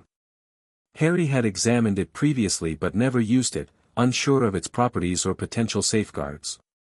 Now, he approached it with both caution and determination. The basin was smaller than Dumbledore's but more intricately carved, with runes and serpents winding around its circumference. Harry ran his fingers along the edge, feeling the magic respond to his touch. Activate, he hissed in Parseltongue. The basin's interior began to glow softly, the stone surface seeming to liquefy into a silvery substance similar to but not identical to the contents of Dumbledore's pensieve. Harry uncorked the vial Wednesday had given him and carefully poured the silvery memory into the basin. It swirled and expanded, filling the pensieve with dancing light. Taking a deep breath, Harry lowered his face into the misty surface and felt the familiar sensation of falling through darkness before landing in an unfamiliar room. He found himself in what appeared to be a cottage living room, cozy and comfortable with magical photographs on the mantelpiece and a child's toys scattered across the floor. A woman with long red hair sat in an armchair, a sleeping baby, Harry himself, cradled in her arms. Lily Potter looked exhausted but determined, her green eyes, his eyes, bright with intelligence and fear. Across from her sat a woman Harry didn't recognize. Tall and painfully thin with long black hair and a face that somehow resembled Wednesday's, though decades older. "You're certain about this, Lily?" the woman asked, her voice carrying an American accent tinged with something older and more exotic. "As certain as I can be, Morticia," Lily replied. "Dumbledore's been preparing us for months, bringing books on sacrificial magic, asking questions about ancient protection rituals. He never says it directly, but the implication is clear. He expects you to die protecting the boy, Morticia Addams, Wednesday's mother," Harry realized with a shock, stated bluntly. Lily's arms tightened around baby Harry. James thinks I'm paranoid. That Dumbledore is just being thorough, exploring all options for protection. But I've seen how he looks at Harry since the prophecy. Like he's calculating something. Dumbledore has always been willing to sacrifice pawns for his greater game, Morticia said. Even when we were students, he had that quality, the ability to make difficult choices that affected others while maintaining his grandfatherly facade. You were at Hogwarts with Dumbledore? Lily asked, surprised. Briefly, as an exchange student from Ilvermorny. Morticia smiled thinly. He found our family's magical practices disturbing even then. Lily sighed, stroking baby Harry's hair. The worst part is, he might be right. The protection spell I've been researching, it requires a willing sacrifice. My life for Harry's safety. If Voldemort really is coming for us specifically because of the prophecy. There are other options, Morticia said firmly. Other protections that don't require your death. But none as powerful. Lily's voice broke slightly. None that would shield him completely from Voldemort's magic. And what happens after? Morticia pressed. If this protection works, if your sacrifice saves him, what then? Who raises the boy? Where does he go? Sirius is his godfather. Lily hesitated. But if something happens to him too, Dumbledore mentioned my sister's family. Morticia's expression darkened. The Muggles who despise magic. Who cut ties with you years ago? That's Dumbledore's backup plan. He says the blood connection would reinforce the protection, Lily explained, though she didn't sound convinced. Keep it active through Harry's childhood. Convenient, Morticia observed coldly. A magical child raised by Muggles who hate magic, isolated from the wizarding world, knowing nothing of his heritage or potential. Arriving at Hogwarts completely malleable, desperate for approval and guidance. Lily paled. You think Dumbledore's planning all this? That he's setting up Harry to be, what? His protégé. His weapon, Morticia corrected. The prophecy child, raised under his direct influence, shaped according to his design. The scene blurred and shifted. Now Harry was standing in what appeared to be the same cottage, but the atmosphere had changed. Lily was alone, frantically scribbling notes at a desk covered with ancient tomes. Baby Harry played on a blanket nearby, gurgling happily at floating magical toys. A knock at the window startled Lily. She drew her wand before cautiously approaching to find a large black raven tapping persistently at the glass. When she opened the window, the bird dropped a small package on the sill and departed without waiting for a response. Lily unwrapped the package to reveal a small obsidian amulet on a silver chain, accompanied by a note in elegant, spidery handwriting, for Harry. An alternative to sacrifice. Activation requires intent, not death. Keep hidden from unwelcome eyes. Lily examined the amulet carefully, casting several detection spells over it before apparently satisfying herself that it was safe. She picked up baby Harry from his blanket and gently placed the chain around his neck. Just in case, she whispered, kissing his forehead before tucking the amulet beneath his clothing. The scene shifted again. This time Harry found himself in a sterile hospital room. Dumbledore stood beside a bed where a heavily bandaged infant lay sleeping, Harry himself, just after the attack at Godric's Hollow, judging by the lightning-shaped cut visible on his forehead. Dumbledore was carefully examining something in his hand, the obsidian amulet from the previous scene. His expression was troubled as he ran diagnostic spells over it. Curious magic, he murmured to himself. Not dark, precisely, but unconventional. Adam's work, if I'm not mistaken. He glanced at the sleeping baby. A complication I didn't anticipate, Harry. Lily was always cleverer than I gave her credit for. Finding allies I didn't know about. After a moment's consideration, Dumbledore slipped the amulet into his pocket rather than returning it to Harry. The blood protection worked regardless, he continued softly. And this might confuse matters. Better to proceed with the original plan. Your aunt's home will sustain the protection your mother created. The scene dissolved, and Harry found himself back in Slytherin's study, gasping as he pulled away from the pensieve. His mind raced with implications. Dumbledore had known about the amulet, some form of protection Morticia Addams had provided as an alternative to Lily's sacrifice. He had taken it, pocketed it, hidden it from Harry. Why? Because it interfered with the original plan. What plan required Harry to be protected only through his mother's blood sacrifice, not through additional magical means? Harry paced the small study, trying to process everything he'd seen. His mother had suspected Dumbledore's intentions. She'd sought alternative protections.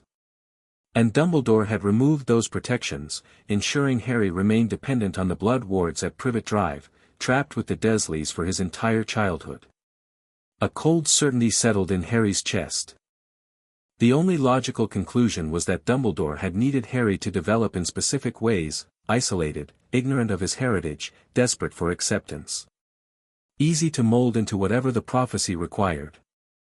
A weapon, as Morticia Addams had said. Shaped according to Dumbledore's design. Harry stopped pacing, a new determination filling him.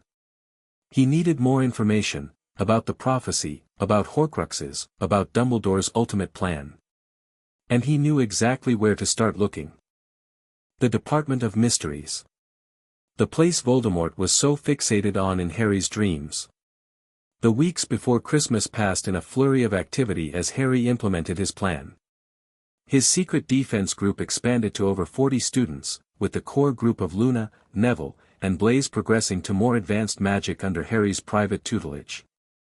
To his surprise, Luna took to wandless magic almost naturally, her unconventional thinking allowing her to bypass the mental blocks that hindered most wizards. Neville struggled more but compensated with raw power and determination. Blaise approached everything analytically, mastering the theory before attempting the practical application. The wand movement for Protego is unnecessary, Harry explained during one of their private sessions in the Room of Requirement. It's a crutch, a physical focus for what's really a manifestation of your will to be protected. Like training wheels, Luna observed dreamily. Once you learn to balance, they just slow you down. Exactly. Harry demonstrated, creating a shield without wand or incantation. Feel the intent. Magic responds to what you want, not what you say. By mid-December, all three could produce basic wandless shields and simple magical effects, nothing that would draw attention from other students, but enough to give them a critical advantage in a real fight. Meanwhile, Harry continued his research in Slytherin's study, focusing on two key areas, the nature of prophecies and the connection between Horcruxes and soul magic. The former seemed relevant to Dumbledore's plans for him, the latter might explain the mental link he shared with Voldemort. One book in particular, Echoes Beyond Time, a study of prophetic magic, provided critical insights. True prophecies are neither inevitable nor immutable. They represent potential futures shaped by the actions of those who hear and believe them. The power of prophecy lies not in predicting what must happen, but in influencing what might happen through the beliefs and actions of those involved. This perspective shifted everything. If prophecies weren't predetermined fate but potential futures shaped by belief, then Dumbledore's interpretation of the prophecy about Harry and Voldemort was just that, an interpretation. One that had guided his actions for 14 years, from placing Harry with the Dursleys to orchestrating his confrontations with Voldemort at Hogwarts. Harry needed to hear the exact wording of the prophecy. And according to both his research and his glimpses through Voldemort's mind, prophecy records were stored in the Department of Mysteries at the Ministry of Magic. Getting there would be challenging but not impossible. The real question was timing, when to make his move. The answer came unexpectedly, through Sirius. In their encrypted mirror conversations, Harry had modified the communication mirror Sirius gave him to prevent eavesdropping. His godfather mentioned being stuck at headquarters, while everyone else attended an important order meeting at the ministry just before Christmas. Dumbledore doesn't want me seen, even with Polyjuice, Sirius complained bitterly. Says it's too risky with all the additional security measures. Additional security? Harry asked casually. Because of Voldemort? Because of Umbridge, more likely, Sirius growled. She's been pushing for a complete ministry takeover of Hogwarts. The meetings to strategize countermeasures. An order meeting at the ministry, drawing Dumbledore and most of the adult opposition away from Hogwarts. Perfect. When exactly is this meeting? Harry asked, already forming a plan. December 18th arrived with a heavy snowfall that blanketed the Hogwarts grounds in pristine white. Most students were focused on packing for the Christmas holidays, set to begin the following day. The professors were busy with end-of-term grading and preparations for their own departures. No one paid much attention to Harry Potter quietly making his way to the 7th-floor corridor after dinner. The room of requirement transformed according to his needs, a comfortable meeting space with cushioned chairs arranged in a circle. Luna, Neville, and Blaise arrived precisely on time, followed by Hermione and Ron, who looked surprised to see the Slytherin present. "What's this about, Harry?" Hermione asked, eyeing Blaise suspiciously. "I need your help," Harry said simply. "All of you. Tonight." He explained his plan, to access the Department of Mysteries while Dumbledore and the Order were distracted with their own ministry meeting. To find the Hall of Prophecy and retrieve the record with his name on it. "That's mental," Ron sputtered. "Breaking into the ministry? We'll be arrested." "Not if we're careful," Harry countered. "I've been having visions of the department for months. I know the layout, the security measures." "Through your connection with Voldemort," Hermione said slowly. "Harry, that's incredibly dangerous. What if it's a trap?" "I've verified the information," Harry assured her. "The prophecy exists. It's labeled with my name and Voldemort's." "And you think this prophecy explains why Dumbledore's been managing you?" Neville asked carefully. Harry nodded. "It's the missing piece. The reason he left me with the Dursleys, why he's kept me in the dark about so many things." "I'll go," Luna said immediately. "Prophecies are tricky things. Better to know than wonder." "I'm in too," Neville added, squaring his shoulders. "If Dumbledore's hiding something this important, you deserve to know." Blaise considered Harry for a long moment. "The Slytherin position should be to stay out of it," he said thoughtfully. "But conventional wisdom hasn't served any of us particularly well lately." "I'm in, Potter." Ron and Hermione exchanged glances. "It's madness," Hermione said. "But, you're going to do it anyway, aren't you?" Harry shrugged. "I'd rather have your help, but yes." "Then we're coming too," Ron decided. "Someone's got to watch your back." The plan was relatively straightforward. They would use the room of requirement to create a direct flow connection to the ministry atrium, a modification Harry had discovered was possible through Slytherin's books on magical transportation theory. The flow network was monitored, but the room's magic could mask their signatures long enough to get through. Once at the ministry, they would make their way to the Department of Mysteries using Harry's mental map from his visions. Retrieve the prophecy, and return the same way before the Order meeting ended and Dumbledore returned to Hogwarts. "What about the trace?" Hermione asked worriedly. "If we cast spells at the ministry, the Department of Mysteries is saturated with magic," Harry explained. "The trace can't distinguish individual spellcasting there." He didn't mention that he'd also discovered a temporary trace-blocking charm in Slytherin's books. Better to have a backup plan they didn't know about. At precisely 9 o'clock, when the Order meeting would be starting, they gathered in front of the room's large fireplace. Harry had altered it to connect directly to a rarely used auxiliary flow entrance in the ministry atrium that his visions had revealed. "Remember," he instructed, "stay together, wands ready but hidden unless necessary. If we're discovered, I'll do the talking." One by one, they stepped into the green flames, calling out the obscure flow address Harry had provided.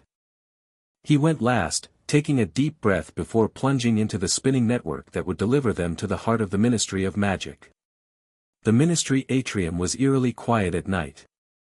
Their flu arrival triggered no alarms, and the night security wizard was absent from his post, likely called away to monitor the order meeting elsewhere in the building.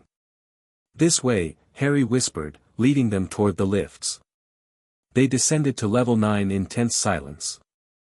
The corridor leading to the Department of Mysteries was exactly as Harry had seen in his visions: plain black tiles, no windows, a single unmarked door at the end. "Once we're inside, it gets tricky," Harry warned as they approached the door. "The rooms rotate to confuse intruders. Stay close." The circular entrance chamber did exactly as he predicted, spinning rapidly after they entered, the identical black doors blurring around them. But Harry had prepared for this. "Dexter," he hissed in Parseltongue, using one of Slytherin's orientation spells. A faint serpentine outline appeared briefly on one of the doors. "That one," Harry said confidently, pointing. The Hall of Prophecy was vast, row upon row of glass orbs glowing with a faint inner light, stretching so high and far that the ends were lost in darkness. Harry led them directly to row 97, where his visions had repeatedly shown him the prophecy would be. And there it was, a dusty glass sphere with a yellowed label, SPT to APWBD Dark Lord and Harry Potter. Harry reached for it, feeling a strange tingling in his fingers as they closed around the orb. It was warm to the touch, pulsing gently like a tiny heartbeat. "I've got it," he said quietly. "Let's," how convenient, drawled a familiar voice from behind them. "Thank you for saving us the trouble, Potter." They spun around to find themselves facing 5 black-robed figures in silver masks, Death Eaters, led by the unmistakable tall form of Lucius Malfoy, his platinum hair visible beneath his hood. "Hand over the prophecy," Malfoy ordered, extending his gloved hand. "And perhaps the Dark Lord will be merciful." Harry's mind raced. This wasn't part of the plan. Voldemort must have been aware of the Order meeting too, sending his Death Eaters to retrieve the prophecy while the Order was distracted elsewhere. "Funny," Harry replied, playing for time as he signaled his friends with a subtle hand gesture they'd practiced. "I don't see Voldemort here himself. Too scared to come to the Ministry in person." Several Death Eaters hissed at the name, but Malfoy remained composed. "You have no idea what you're meddling with, Potter," he said coldly. "That prophecy contains the secret of your connection to the Dark Lord. Don't you want to know why he tried to kill you as a baby? Why you bear that scar?" "Actually," Harry said, "that's exactly why I'm here." He nodded sharply, and his friends moved in perfect coordination, Hermione and Ron diving sideways to aim at the Death Eaters on the left, Neville and Luna taking the right, while Blaise cast a shield charm to protect Harry, who still held the prophecy. "Stupefy!" Hermione and Neville shouted simultaneously. "Impedimenta!" Luna called, her spell catching a Death Eater mid-dodge. The shelves around them exploded as the Death Eaters returned fire, glass orbs shattering and releasing ghostly figures that whispered their prophecies amidst the chaos. "Fall back!" Harry commanded, tucking the prophecy safely into an inner pocket. They retreated down the narrow aisles, casting shields and offensive spells with practiced precision. Harry had drilled them well in the room of requirement. They moved like a coordinated unit, covering each other's blind spots, never staying still long enough to present an easy target. "Split up!" Malfoy ordered the Death Eaters. "The Dark Lord wants that prophecy." Harry led his friends back toward the circular room, but 2 Death Eaters cut off their escape route with a barrage of curses that shattered the entire row of shelves beside them. "This way!" Harry shouted, spotting a side door. They burst through into what appeared to be a large stone amphitheater, with stone benches descending like steps toward a raised dais in the center. Upon the dais stood an ancient, crumbling stone archway from which hung a tattered black veil, fluttering gently despite the still air. "The Death Chamber," Luna whispered, her dreamy voice suddenly sharp with recognition. Harry felt an odd pull toward the archway, whispers emanating from behind the veil. But there was no time to investigate, the Death Eaters were right behind them. Circle formation, Harry commanded. Backs to each other. They arranged themselves on the stone floor as the 5 Death Eaters spread out around them, wands raised. "You've led your friends to their deaths, Potter," Malfoy taunted. "Such a waste of magical blood." "Not today," Harry replied calmly. He caught Neville's eye and nodded slightly. As one, they both dropped to a crouch as Luna and Blaze simultaneously cast powerful Lumos Maxima spells directly at the Death Eater's eyes. The blinding flash gave them the seconds they needed. Harry, Ron, and Hermione launched stunning spells in quick succession, dropping 2 Death Eaters before the others could recover. "Crucio!" screamed a female Death Eater, her mask falling away to reveal the maniacal face of Bellatrix Lestrange. Neville barely dodged the unforgivable curse, his face hardening at the sight of the woman who had tortured his parents into insanity. "You," he growled, a fury unlike anything Harry had seen transforming his usually gentle features. Before anyone could stop him, Neville launched himself directly at Bellatrix, his wand forgotten as he tackled her to the ground. "Neville!" Hermione shouted in alarm. The distraction was costly. Malfoy aimed his wand at Harry. "Accio Prophecy," he cried. Harry felt the glass orb strain against his pocket, but he'd anticipated this. Wednesday's anti-summoning charm held firm. "Nice try," Harry taunted, firing back with a wandless stunning spell that caught Malfoy off guard, clipping his shoulder and spinning him around. The fight intensified as more Death Eaters poured into the chamber from other doors. They were outnumbered now, 10-6, and Neville was still grappling with Bellatrix on the stone steps.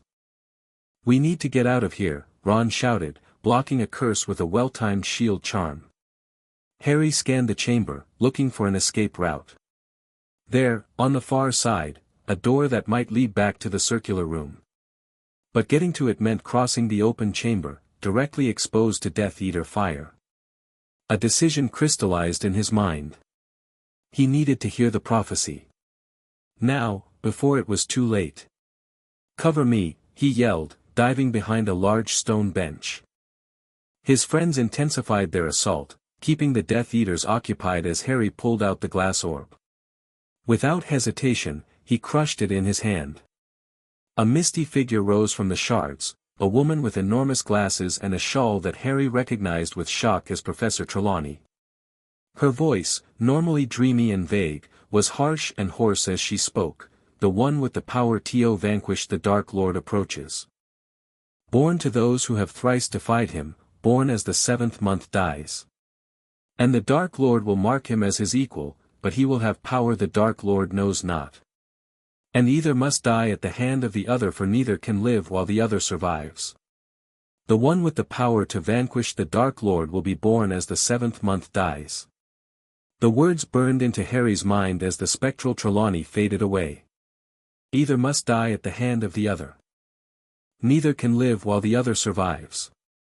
It wasn't just a prophecy about defeating Voldemort. It was a death sentence for one of them.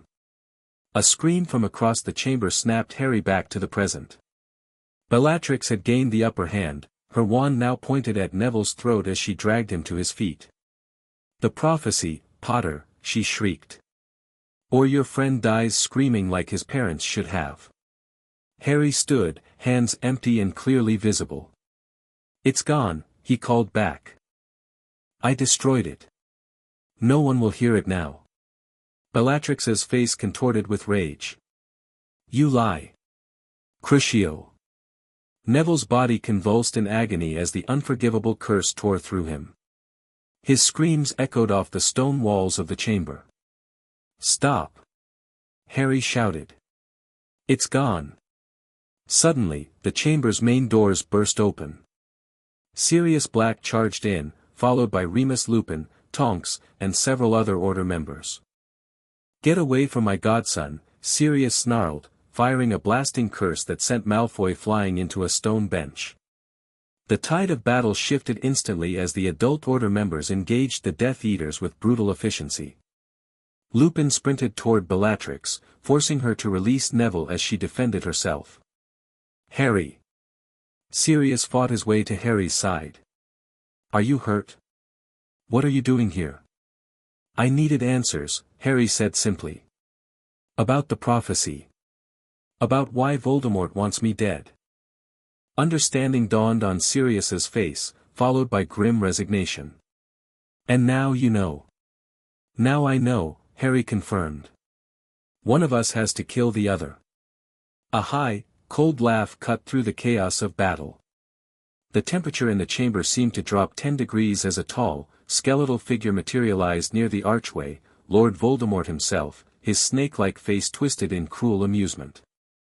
Indeed, Harry Potter, he hissed. And now, shall we fulfill that prophecy?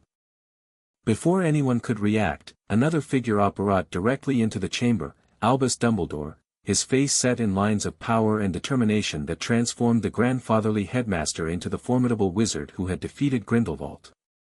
It was foolish of you to come here tonight, Tom, Dumbledore said calmly. The Aurors are on their way. By which time I shall be gone, Voldemort replied, and you, shall be dead. What followed was unlike any magical combat Harry had ever witnessed. Voldemort and Dumbledore dueled with such speed and power that the very air seemed to warp around them. Spells of unimaginable complexity crashed against each other, sending shockwaves through the chamber. Dumbledore transfigured the stone floor into quicksand beneath Voldemort's feet. Voldemort responded by conjuring a fiery serpent that nearly engulfed Dumbledore before being transformed into water, which Voldemort then froze and shattered into deadly ice shards. Harry watched, transfixed, as the two greatest wizards of the age demonstrated magic far beyond Hogwarts' curriculum, magic that operated on principles Harry was only beginning to understand through his studies of Slytherin's books. The remaining Death Eaters and Order members had stopped fighting, equally mesmerized by the duel unfolding before them. Suddenly, Voldemort turned his wand toward Harry. If I cannot kill you yet, I shall take what is nearly as precious to you. Avada Kedavra. The killing curse shot not at Harry but at Sirius, who stood beside him. Harry reacted instinctively. Abandoning secrecy, he thrust his hand forward, channeling wandless magic in the protective gesture Wednesday had drilled into him countless times. A shimmering shield materialized, not the standard protego but something more substantial, a physical manifestation of his will to protect his godfather. The killing curse struck the shield and hesitated. For a fraction of a second, it seemed to struggle against Harry's magic before being deflected upward, blasting a chunk from the stone ceiling. Everyone froze. The killing curse could not be blocked, it was magical law, established fact. Yet Harry Potter had just done exactly that. Dumbledore's face showed shock, quickly masked. Voldemort's red eyes widened with something approaching fear. What are you? Voldemort whispered. Harry met his gaze steadily. I'm what happens when you don't control all the variables, Tom. Voldemort's face contorted with rage, but before he could respond, the sounds of multiple apparitions echoed throughout the chamber as Aurors finally arrived, led by Minister Fudge himself. He's here, gasped one of the Aurors, pointing at Voldemort. You know who. He's really back. Voldemort assessed the situation in an instant. With a snarl of frustration, he disappeared in a swirling cloud of black smoke, taking Bellatrix with him.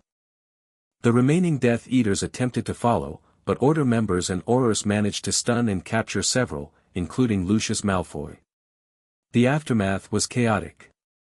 Fudge stood pale and shaking, his worldview shattered by the undeniable evidence of Voldemort's return. Aurors rushed to secure the captured Death Eaters. Order members checked on the students, Lupin kneeling beside Neville, who was still trembling from the Cruciatus curse but conscious. Sirius turned to Harry, his expression a mix of awe and confusion. That shield, how did you? Later, Harry murmured, his eyes fixed on Dumbledore, who was approaching with a grave expression. Harry, the headmaster said quietly, we need to talk. What you've done tonight, yes, Harry cut him off. We definitely need to talk. About the prophecy. About my mother's alternative protection that you removed. About a lot of things, Professor. Dumbledore's eyes widened slightly, the only indication that Harry's words had struck home. "You've been busy this term," he observed carefully. "Very," Harry agreed. "Finding answers to questions you should have addressed years ago." Further conversation was interrupted as Fudge bustled over, his manner completely transformed from the dismissive contempt he'd shown Harry all summer. "Potter. Dumbledore. He's back, you know who is really back. You were right all along." The minister seemed close to hysteria. "What do we do now? The public will panic."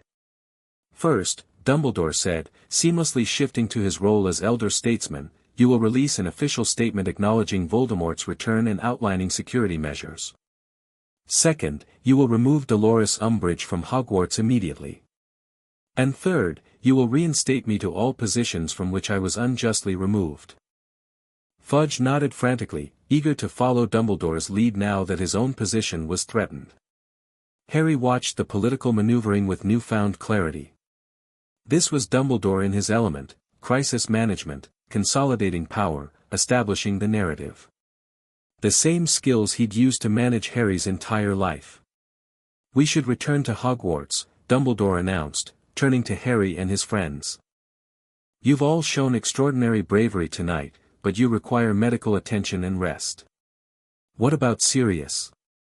Harry asked pointedly. "He's still a wanted man, despite being innocent." Dumbledore hesitated. "That situation will need to be addressed carefully." "No," Harry interrupted firmly. "It needs to be addressed now. Pettigrew is among the Death Eaters you just saw. Veritaserum questioning of Malfoy or the others could clear Sirius immediately." Fudge looked between them nervously. "Black. But he's innocent," Harry stated. "And you now have Death Eaters in custody who can confirm it. Unless there's some reason you want my godfather to remain a fugitive, Minister." The challenge hung in the air. Dumbledore's expression tightened almost imperceptibly, another piece of his carefully constructed plan challenged by Harry's unexpected assertiveness. "I suppose we could question the prisoners under Veritaserum," Fudge conceded, looking to Dumbledore for approval. "An excellent suggestion," Dumbledore agreed smoothly, though Harry detected the strain in his voice. "In the meantime, Sirius should return to his current residence until matters are officially resolved." Sirius looked torn between elation at the prospect of clearing his name and concern about Harry's confrontational attitude toward Dumbledore. "Go with the order," Harry told him quietly. "We'll talk soon." As the adults organized transportation back to Hogwarts for the students, Dumbledore drew Harry aside. "What you did tonight was extremely reckless," he said, his voice low and serious. "You endangered not only yourself but your friends as well." "I needed the truth," Harry replied simply. "And now I have it." "The prophecy is only part of it," Harry cut in. "We both know that." Dumbledore studied him for a long moment. "You've changed, Harry. The magic you performed tonight. That wasn't taught at Hogwarts." "No," Harry agreed. "It wasn't. Ms. Adams has been more influential than I realized.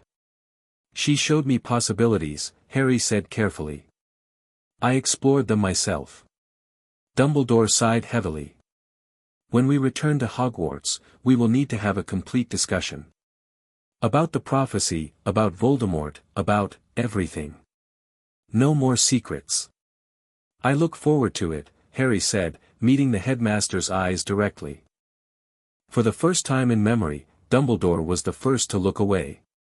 Back at Hogwarts, Madame Pomfrey fussed over the 6 students despite their protests that they were mostly unharmed. Neville required the most attention, still suffering from the after-effects of Bellatrix's Cruciatus curse. The rest were treated for minor cuts and bruises before being released to their dormitories with strict instructions to rest. Harry, however, was escorted directly to Dumbledore's office. The circular room with its silver instruments and sleeping portraits felt different now, less a sanctuary of wisdom and more a command center where strategies were planned and lives arranged. Dumbledore gestured for Harry to sit, then settled behind his desk with a weary sigh. "You heard the prophecy," he began without preamble. Yes. Then you understand why I've been concerned for your safety. Why certain arrangements were necessary. Harry leaned forward slightly. What I understand, Professor, is that you made decisions about my life based on your interpretation of a prophecy. Decisions that included leaving me with abusive relatives for 10 years, keeping me ignorant of my heritage and potential, and orchestrating a series of confrontations with Voldemort while I was woefully underprepared. Dumbledore winced. That is, a harsh assessment. Is it inaccurate? It lacks context, Dumbledore countered. The blood protection your mother provided was real, Harry. It required your residence with your aunt to maintain its power. And the amulet Morticia Adams sent? The alternative protection my mother was exploring? Harry watched Dumbledore's face carefully. The one you removed from me at St. Mungo's? Dumbledore's expression faltered. How could you possibly know about? I saw the memory, Harry said flatly. My mother didn't trust your plan. She sought alternatives. You removed them. Silence stretched between them as Dumbledore visibly recalibrated his approach. The Addams family practices magic that borders on the forbidden, he said finally. I couldn't be certain the amulet was safe. So you decided for me. Just like you've decided everything else. Harry's voice remained controlled. Where I would live. What I would know. When I would face Voldemort. I have only ever acted to protect you, Harry. No, Harry corrected quietly. You've acted to create the weapon you needed. Someone who would willingly walk to his death when the time came. Dumbledore paled. What do you mean? I know about Horcruxes, Harry said, watching shock spread across Dumbledore's face. I know Voldemort made at least one. And I know, or strongly suspect, that night in Godric's Hollow, when the killing curse rebounded, it did something else too, didn't it? Dumbledore's hands trembled slightly. Harry, I'm a Horcrux, aren't I? Harry pressed. That's why I can speak Parseltongue. Why I can see into his mind. Part of Voldemort's soul lives inside me. The headmaster seemed to age decades before Harry's eyes. How long have you known? I suspected after learning what Horcruxes were. The books in Slytherin's private study explained soul magic in detail. Harry touched his scar. It all made sense, why you've been preparing me, why you've orchestrated these confrontations with Voldemort. You're setting me up for the ultimate sacrifice. It's not that simple, but it is, Harry interrupted. Neither can live while the other survives. For Voldemort to die, all his Horcruxes must be destroyed. Including me. Dumbledore closed his eyes briefly. I had hoped to find another way. I've been researching, for 14 years, Harry finished for him. While keeping me in the dark. While ensuring I developed exactly the way you needed, loyal, self-sacrificing, willing to die for the greater good. You make it sound so calculated, Dumbledore protested. Wasn't it? Harry asked simply. The silence that followed was answer enough. Harry stood. I think we understand each other now, Professor. Voldemort needs to be defeated. His Horcruxes need to be destroyed. But I will not be your sacrificial lamb. I intend to survive. Harry, Dumbledore said, rising as well, there are forces at work beyond your understanding. Not anymore, Harry cut him off. I've spent this year learning what you wouldn't teach me. Understanding what you tried to keep hidden. And I'm going to keep learning. The magic you displayed tonight, the wandless shield that deflected a killing curse, that's not something to experiment with lightly, Dumbledore cautioned. No, Harry agreed. It's something to master completely. Which is what I intend to do. He moved toward the door but paused with his hand on the knob. You once told me it's our choices that show who we truly are. I'm making mine now. I choose knowledge over ignorance. I choose preparation over blind faith. And I choose to live, Professor, not just survive until you decide it's time for me to die. I never wanted, Dumbledore began. It doesn't matter what you wanted, Harry said quietly. What matters is what you did. And what I'm going to do now. He left the office without waiting for a response, his mind already turning to the next phase of his plan. The confrontation with Dumbledore had changed everything, exposed the truth Harry had suspected but needed confirmed. Now he needed to prepare. Not just to face Voldemort, but to challenge the very foundations of how magic was taught, controlled, and understood in the wizarding world. Starting with Hogwarts itself. Chapter 3, The Reckoning. The Great Hall buzzed with frantic whispers the morning after the Department of Mysteries incident. Every copy of the Daily Prophet displayed the same headline, HEWHO must not be named returns. With a smaller, but equally shocking subheading, Potter vindicated, Ministry admits year-long cover-up. Harry entered last, walking alone. The chatter instantly died. Hundreds of eyes tracked his movement as he calmly took a seat at the Gryffindor table, acting like it was just another Tuesday. It's true then. Seamus Finnegan leaned across the table, his voice carrying in the silence. You actually fought you-know-who at the Ministry? Harry buttered his toast. Yes. One word. That's all he gave them, but it ignited an explosion of fresh whispers. Through it all, Harry maintained his composure, methodically eating breakfast while reviewing notes for his Transfiguration exam. His apparent nonchalance unsettled his classmates more than any dramatic retelling could have. From the staff table, Dumbledore watched with troubled eyes. The headmaster looked exhausted, the events at the Ministry having taken their toll. When he caught Harry's gaze, the boy simply nodded once and returned to his breakfast. No smile, no reassurance, no forgiveness. The message was clear, their relationship had fundamentally changed. Mr. Potter, Professor McGonagall's voice cut through Harry's thoughts as she approached the Gryffindor table. The headmaster requests your presence after breakfast. The password is, acid pops. Thank you, Professor, Harry replied, but I won't be able to make it. Please inform the headmaster I'll be available after my Transfiguration exam this afternoon. McGonagall's eyebrows shot toward her hairline. Students simply didn't refuse summons from Dumbledore, especially not Harry Potter. She began, clearly flustered. Mr. Potter, the headmaster was quite insistent, so am I, Harry said calmly. My education is important, Professor. Surely Hogwarts headmaster wouldn't want me to miss an exam.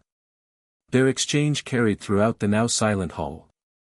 McGonagall's lips thinned to a barely visible line, but she couldn't argue with his logic.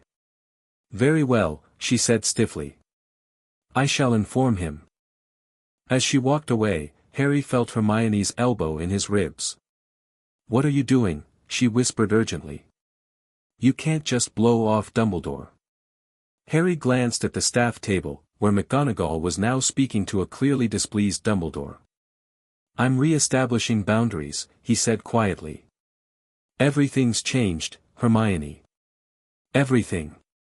The Transfiguration exam passed in a blur. Harry performed flawlessly, his understanding of magical theory having deepened dramatically through his studies of Slytherin's texts. McGonagall's surprised expression when he transfigured a hedgehog into a perfectly formed tortoise, complete with intricate shell patterns, was almost worth the entire ordeal at the Ministry. When the exam concluded, Harry found Ron and Hermione waiting anxiously outside the classroom. Spill, Ron demanded without preamble. What happened with Dumbledore last night? You didn't come back to the dorm until almost dawn. Harry glanced around the busy corridor. Not here. Room of requirement, 15 minutes. Bring Neville and Luna. What about Blaise? Hermione asked, still uncomfortable with the Slytherins' inclusion in their inner circle. Already told him, Harry confirmed. Go on, I need to make a quick stop first. That quick stop was actually Myrtle's bathroom. Once alone, Harry pulled out Wednesday's journal and wrote quickly, need to meet.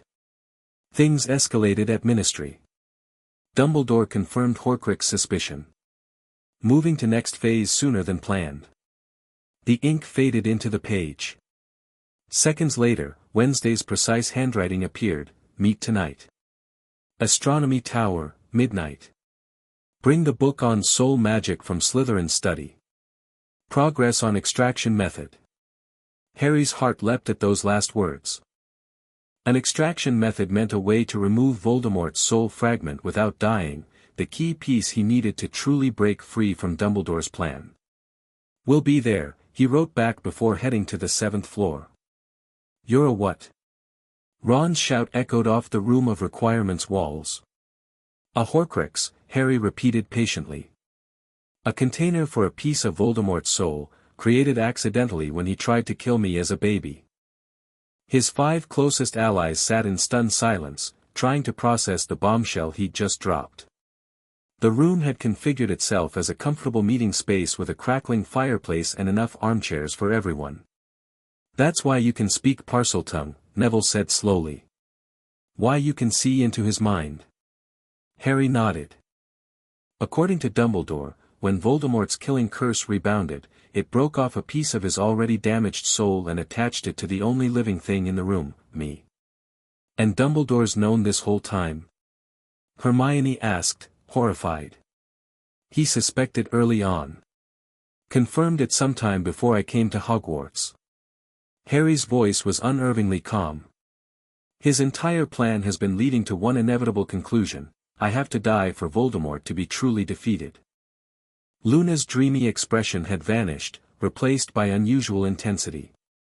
That's why you've been studying soul magic in Slytherin's chamber. Harry looked at her in surprise. How did you know that? The Nargles told me, she said with a small smile. Also, you smell like basilisk scales and old parchment sometimes. Blaise leaned forward, ever the pragmatist. Is Dumbledore right? Do you have to die? According to conventional magical theory, yes, Harry replied. But conventional theory is limited by what the Ministry allows to be studied and published. There might be alternatives. Might be. Ron looked sick. That's not exactly reassuring, mate. Which is why I've been working with Wednesday Addams, Harry explained. Her family practices magic that isn't constrained by Ministry classifications. They understand soul magic better than anyone, including Dumbledore. And? Hermione prompted. And she thinks there's a way to extract the Horcrux without killing me. Harry ran a hand through his hair. We're meeting tonight to discuss it further.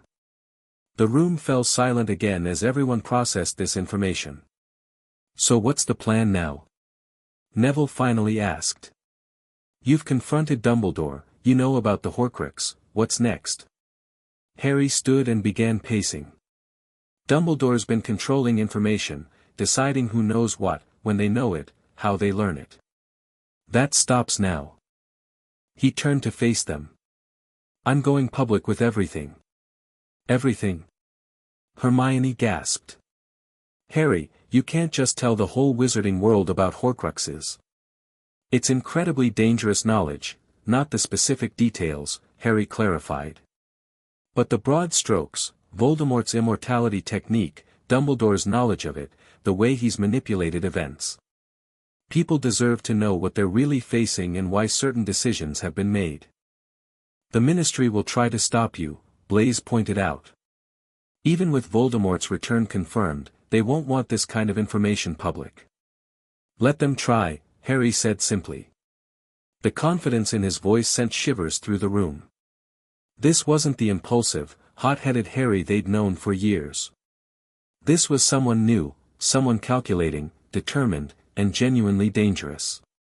When? Luna asked. End of term feast, Harry replied. 3 days from now. Maximum impact, with everyone present. Including all the kids. Ron looked uncertain. Seems a bit much, exposing Fur's ties to this stuff. They're already exposed, Harry countered. Voldemort's back. Death Eaters are operating openly again. Pretending children can be sheltered from this is exactly the kind of thinking that leaves them vulnerable. Hermione studied him carefully. This isn't just about Voldemort anymore, is it? This is about changing the entire wizarding world. Harry met her gaze. The system that produced Voldemort, that lets purebloods dominate despite being a minority, that classifies magic based on political convenience rather than actual properties, yes, that needs to change. Merlin's balls, Ron whispered. You're really doing this? Not alone, Harry replied, looking around at each of them. I need all of you. Each for different reasons. He turned to Hermione. Your understanding of magical theory and research skills. To Ron, your strategic thinking and knowledge of wizarding traditions. To Neville, your raw power and loyalty. To Luna, your unconventional perspectives and ability to see what others miss. Finally, to Blaise, your political connections and Slytherin pragmatism. Blaise raised an eyebrow. I'm flattered, but my mother maintains careful neutrality in wizarding conflicts. This isn't just another wizarding conflict, Harry replied. This is about the future of magic itself. Neutrality won't be an option for long. The Slytherin considered this, then nodded slowly. Fair point. So we're really doing this? Neville confirmed. Challenging Dumbledore publicly. Changing how the wizarding world operates. Starting to, Harry corrected. Real change takes time. But yes, we're taking the first step. One by one, they each nodded their agreement. Even Ron, despite his obvious anxiety about the scale of Harry's ambition. 3 days to prepare, Hermione mused. What do you need us to do? Harry smiled, and for the first time that day, it reached his eyes. Let me explain. The astronomy tower at midnight was eerily beautiful. Stars carpeted the sky above, while the grounds of Hogwarts stretched out below, silvered by moonlight. Harry arrived early, Slytherin's soul magic text shrunk in his pocket, his senses extended to detect any watchers. He wasn't surprised to find Dumbledore's monitoring spells hovering near the entrance. The headmaster had been watching him closely since their confrontation. With a few precise magical gestures, movements Wednesday had taught him specifically for this purpose, Harry redirected the monitoring charms to focus on an empty classroom 3 floors down. Wednesday arrived exactly at midnight, stepping out of the shadows as if materializing from the darkness itself. Impressive diversion, she noted, nodding toward where Harry had redirected Dumbledore's spells. You're getting better at magical manipulation. Necessity, Harry replied with a shrug. Dumbledore's been watching my every move. Of course he has. Wednesday moved to the edge of the tower, looking out over the grounds. His carefully constructed plan is unraveling. He's desperate to regain control. Harry joined her at the parapet. I told my friends about being a Horcrux. About challenging Dumbledore publicly. Bold, Wednesday observed. What was their reaction? Shock, then support. Harry smiled slightly. I chose well. You did. She turned to face him. You mentioned Dumbledore confirmed the Horcrux suspicion. Harry nodded, recounting his confrontation with the headmaster. Wednesday listened without interruption, her expression unreadable in the moonlight. So it's as we suspected, she said when he finished. Dumbledore's endgame always involved your death. For the greater good, Harry added bitterly. His favorite justification. Wednesday held out her hand. The book? Harry retrieved Slytherin's text on soul magic from his pocket, restoring it to full size before handing it over. Wednesday opened it to a marked page and pointed to an illustration of a complex ritual circle. This is similar to what I found in my family's grimoire, she explained.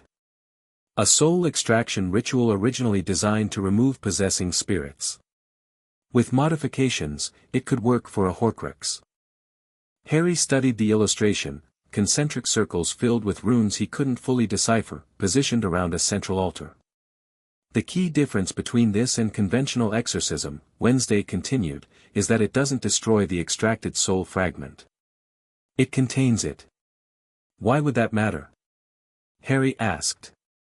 I want the thing gone, not collected. Because destruction backflows, she explained patiently. When a soul container is destroyed violently, the fragmentation creates magical feedback. In most cases with inanimate Horcruxes, that feedback is harmless. But with a living container like you, it could kill me anyway, Harry realized. Exactly. The ritual must extract the fragment intact, then transfer it to another container before destruction. Harry frowned. Wouldn't that just create another Horcrux? No, Wednesday shook her head. A Horcrux requires specific intent during creation. This would be mere containment, not anchoring. Think of it as the difference between building a house versus temporarily storing something in a shed. So what would we use as the temporary container? Wednesday reached into her bag and withdrew a small obsidian box etched with silver runes. This. Created by my mother specifically for soul containment. Harry stared at the innocuous-looking box. And you're sure this will work? In theory. Wednesday's honesty was refreshing if not entirely reassuring. The ritual requires precision, power, and timing. It must be performed at the nexus point of magical energies. Like what? A convergence of ley lines. Or. Her eyes lifted to the castle behind them. A location where tremendous magical events have occurred repeatedly, creating a residual power nexus. Harry understood immediately. The Chamber of Secrets. Wednesday nodded. The basilisk's presence for 1,000 years, its death, the opening of the chamber itself, all have created a magical imprint strong enough to power the ritual. When? Soon. The ritual requires preparation. She closed the book and handed it back. The summer solstice would be ideal, maximum ambient magical energy. Harry calculated quickly. That's less than 2 weeks away. After term ends. Yes. You'll need to remain at Hogwarts somehow. I'll handle that, Harry assured her. What else do we need? Ingredients, mostly standard for complex rituals. I've acquired most already. Wednesday's expression grew more serious. And we'll need at least 3 other magical participants to stabilize the ritual circle. My friends, Harry said immediately. They already know about the Horcrux. They'll help. Choose carefully, Wednesday cautioned. This isn't just about trust. The ritual requires specific magical resonance, participants whose magic complements rather than conflicts. I'll test them, Harry promised. Using the methods you taught me. Wednesday seemed satisfied. There's something else you should know. About Dumbledore. Harry tensed. What? My mother has been researching his past, connections, influences, formative experiences. She discovered correspondence between Dumbledore and Gellert Grindelwald from their youth. They weren't just acquainted, they were intimately connected, both personally and ideologically. Dumbledore and Grindelwald? Harry couldn't hide his shock. But Dumbledore defeated him. Eventually, Wednesday agreed. After years of avoiding direct confrontation while Grindelwald terrorized Europe. Their early letters discuss plans for wizard dominance over Muggles, for the greater good, as they put it. Harry felt like the ground was shifting beneath him. You're saying Dumbledore once believed in wizard supremacy? Like Voldemort? Not quite like Voldemort, Wednesday clarified. More paternalistic, wizards as benevolent rulers rather than exterminators. But the underlying principle was similar, magical authority over non-magical people. Why are you telling me this now? Because when you challenge him publicly, you need to understand what shaped him. Wednesday's dark eyes fixed on Harry's. Dumbledore isn't evil, Harry. He's something more dangerous, a man who believes absolutely in his own moral authority to make decisions for others. Harry processed this information, fitting it into what he already knew about the headmaster. It explained so much, Dumbledore's secretiveness, his manipulation, his willingness to sacrifice individuals for what he perceived as the greater good. Thank you, he said finally. This helps. Knowledge is power, Wednesday replied simply. Use it wisely. They spent the next hour refining plans for both the public confrontation and the Horcrux extraction ritual. By the time they parted, Harry felt more prepared than ever. I'll be in Hogsmeade until the solstice, Wednesday told him as she prepared to leave. Contact me through the journal if anything changes. I will. Harry hesitated, then added, Wednesday, thank you. For everything. She studied him for a moment, her expression softening slightly. You're welcome, Harry Potter. You've come far since that first day in Surrey. Then she was gone, melting into the shadows as if she'd never been there at all. The next 2 days passed in a whirlwind of preparation. Harry and his core group worked tirelessly, each handling specific tasks for both the public confrontation and the upcoming ritual. Hermione researched wizarding law regarding public disclosure of magical information, finding the exact boundaries of what could legally be revealed. Luna, with her father's publishing connections, arranged for a reporter from an independent magical journal to be present at the feast, someone not controlled by the ministry. Neville secured rare botanical components needed for the ritual, while Ron mapped potential escape routes from Hogwarts in case things went sideways. Blaise quietly spread strategic rumors among the Slytherins, ensuring they'd be paying close attention during the feast. Harry, meanwhile, continued his magical testing of his friends to determine their compatibility for the ritual. To his surprise, Neville showed the strongest resonance with his own magical signature, followed by Luna. Ron's magic, while powerful, created dissonance patterns that would destabilize the ritual. Hermione's was compatible but not ideal. The testing process itself was fascinating, another bit of wandless magic Wednesday had taught him. By extending his magical awareness and tasting the signature of another witch or wizard, Harry could identify patterns of harmony or conflict. It's like music, he explained to a fascinated Hermione after testing her. Some magical signatures create chords together, others create dissonance. And mine. Compatible with mine, but not as naturally resonant as Neville's or Luna's. Harry smiled at her disappointed expression. It's not about power or skill, Hermione. It's about inherent magical frequency. Is that why certain wizards work better together in joint spellcasting? She asked, immediately connecting the theory to practical applications. Exactly. It's why some Auror partnerships are legendary while others barely function, despite everyone having passed the same training. These revelations about magical theory kept Hermione happily researching for hours, temporarily distracting her from anxiety about their upcoming confrontation with Dumbledore. The evening before the feast, Harry visited the chamber one last time, finalizing preparations for the ritual that would take place during the solstice. The space looked transformed, clean, organized, with the ritual circle already partially inscribed on the stone floor of Slytherin's study. As he worked, Harry reflected on how far he'd come in less than a year. From the traumatized, isolated boy at Privet Drive to someone capable of challenging the greatest wizard of the age. From ignorance of his own potential to mastery of magical principles Hogwarts never taught. All because Wednesday Addams had knocked on his door one summer day. When he returned to Gryffindor Tower that night, Harry found Neville waiting for him in the otherwise empty common room. Couldn't sleep, Neville explained as Harry dropped into the chair opposite him. Kept thinking about tomorrow. Nervous?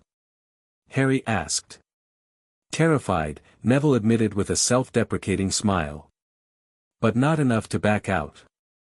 Harry studied his friend thoughtfully.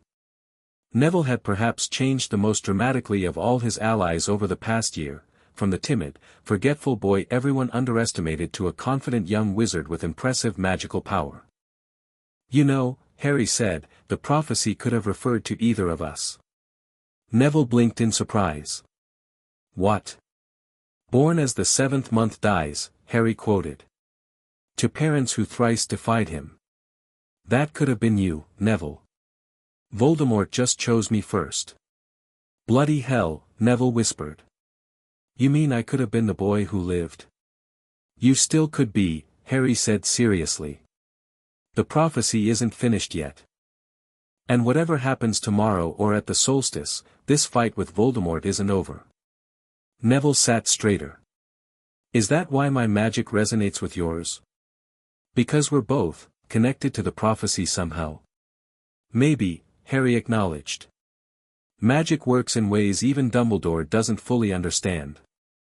They sat in companionable silence for a while, contemplating the strange twists of fate that had shaped their lives. Whatever happens tomorrow, Neville said finally, I've got your back, Harry. We all do. Harry smiled, genuinely touched. I know. That's why we're going to win. The end-of-term feast arrived with an atmosphere of nervous anticipation. News of Voldemort's return had transformed the usual celebratory mood into something more subdued, though Dumbledore had maintained as many traditions as possible to provide a sense of normalcy. The Great Hall was decorated in Ravenclaw blue and bronze, that house having won the cup thanks to their exceptional academic performance. The enchanted ceiling showed a perfect summer evening sky, stars just beginning to appear against a deep blue background. Harry entered with Ron and Hermione, taking his usual seat at the Gryffindor table. Across the hall, he made brief eye contact with Neville, Luna, and Blaise at their respective tables. Each gave an imperceptible nod, everything was in place. At the staff table, Dumbledore appeared serene as ever in magnificent purple robes, chatting amiably with Professor Flitwick. Only someone who knew him well would notice the tension around his eyes, the too perfect calm of his demeanor. The headmaster had made several attempts to speak privately with Harry over the past 2 days. Harry had politely deflected each one, citing exam preparations and end-of-term obligations. They both knew it was avoidance, but Dumbledore had apparently decided not to force the issue before the feast. That decision was about to backfire spectacularly. After the food appeared and students began eating, Harry noted the strategic arrivals he'd arranged. Rita Skeeter slipped in through a side door, Quill already hovering beside her. The reporter Luna had arranged, a serious-looking witch from the Magical Observer, took a seat near the back wall. Even a representative from the International Confederation of Wizards, invited through Blaise's family connections, appeared, ostensibly to observe post-Voldemort security measures. Halfway through the meal, Dumbledore rose to give his end-of-term address. The hall quieted immediately. Another year gone, the headmaster began with his customary gentle smile. And what a year it has been. As you all now know, Lord Voldemort has indeed returned. Murmurs rippled through the hall at the name. In these difficult times, Dumbledore continued, unity becomes more important than ever. Hogwarts must stand together. Excuse me, headmaster, Harry said, rising to his feet. His voice, though not particularly loud, carried perfectly through the now silent hall. May I say a few words? Dumbledore paused, clearly taken aback by the interruption. A flicker of concern crossed his face before his genial mask returned. Of course, Harry, he said graciously. Though perhaps after I've concluded my remarks. Actually, sir, Harry replied with equal politeness, what I have to say rather directly relates to your call for unity. And truth. The tension in the hall thickened. Everyone could sense something unprecedented was happening. Dumbledore hesitated visibly, caught in a public relations trap. Refusing Harry Potter, the now vindicated prophet of Voldemort's return, permission to speak would appear suspicious and controlling. By all means, then, the headmaster conceded with a slight nod. Harry moved into the central aisle between the house tables, positioning himself where everyone could see him. The casual confidence in his movements commanded attention. This was not the awkward teenager they were accustomed to. Most of you have read the prophet's account of what happened at the Department of Mysteries, Harry began, his voice clear and steady. About how Voldemort appeared, confirming what I've been saying all year. What the papers didn't report was why we were there in the first place.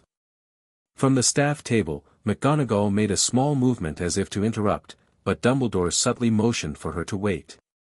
We went to retrieve a prophecy, Harry continued. A prophecy about Voldemort and me, made before I was born. A prophecy that explains why he tried to kill me as a baby, why he's so fixated on me now. Gasps and whispers erupted throughout the hall. Rita Skeeter's quill was practically smoking with speed. "Harry," Dumbledore called, his voice carrying a note of warning. "Some information is not appropriate for public knowledge." Harry finished for him. "That's exactly my point, Headmaster. Who decides what information is appropriate? Who controls what we're allowed to know about our own lives, our own magic?" The hall went deadly silent. Even the professors seemed stunned by Harry's direct challenge. For too long, Harry continued, turning to address the entire hall, magical knowledge has been controlled by a small elite, ministry officials, the Wisengamot, headmasters. They decide which magic is acceptable and which is dark. They determine which creatures deserve rights and which don't. They choose which threats the public should know about and which should be hidden. Harry turned back to Dumbledore. "Did you know, Headmaster, that Voldemort created magical anchors to prevent his death? That's how he survived when his killing curse rebounded off me. That's how he was able to return last year." Dumbledore's face had gone pale. "Harry, this is not the appropriate forum. When is the appropriate forum?" Harry challenged. "When Voldemort has taken over the ministry? When more people have died because they didn't have the knowledge to protect themselves?" He addressed the hall again. "Voldemort's anchors can be destroyed. He can be defeated permanently. But that information has been restricted to a select few, primarily Albus Dumbledore, while the rest of us remain ignorant of what we're really fighting. Mr. Potter." McGonagall had found her voice at last. "This is most inappropriate." "With respect, Professor," Harry replied without missing a beat, "what's inappropriate is keeping life-saving information from people who need it. What's inappropriate is classifying magic based on political convenience rather than actual properties." He gestured around the hall. "Look at how we're divided from our first day here, sorted into houses that emphasize competition over cooperation. Taught sanitized versions of magical theory that ignore entire branches of magic practice throughout the world. Trained to see magical creatures as inherently inferior despite many having magical abilities we don't." Students were looking at each other in confusion and growing interest. Harry had touched on frustrations many had felt but few had articulated. "The truth," Harry said, his voice gaining intensity, "is that magic is neither light nor dark. It's intent and will made manifest. The same levitation charm taught to first years could kill someone if dropped from a sufficient height. The same healing spells used in St. Mungo's could cause tremendous damage if reversed." From the Slytherin table, Blaise rose smoothly. "Potter's right," he said, his cultured voice carrying clearly. "My mother studied in magical traditions across 3 continents. The British classification system is considered restrictively political by international standards." Luna stood next.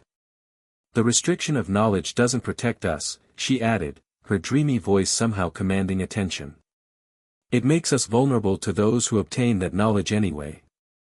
One by one, Harry's allies rose, Neville, then Hermione, then Ron, each adding their perspective on how magical education and classification had limited rather than enhanced their understanding and capabilities. Dumbledore finally moved from behind the staff table, walking down to the main floor. The hall fell silent again, watching the confrontation unfold. "Harry," the headmaster said quietly, though his voice carried in the silence, "I understand your frustration. But there are reasons certain knowledge is restricted, because you don't trust us to make our own decisions," Harry interrupted. "Because you believe only you have the wisdom to determine what's best for everyone else." Dumbledore's eyes flashed with rare anger. "You speak of matters you don't fully understand."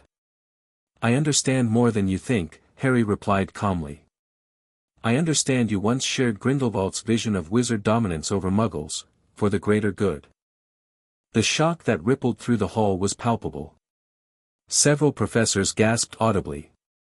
"That's a serious accusation, Potter," Snape said silkily from the staff table.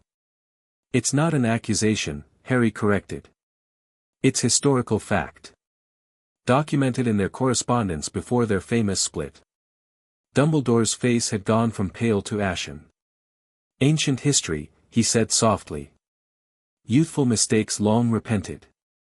I don't doubt your repentance, Harry acknowledged. But the underlying philosophy remains, you believe some people deserve access to knowledge and power that others don't. You believe in your own moral authority to make those determinations. He turned back to address the hall. The wizarding world faces a choice now.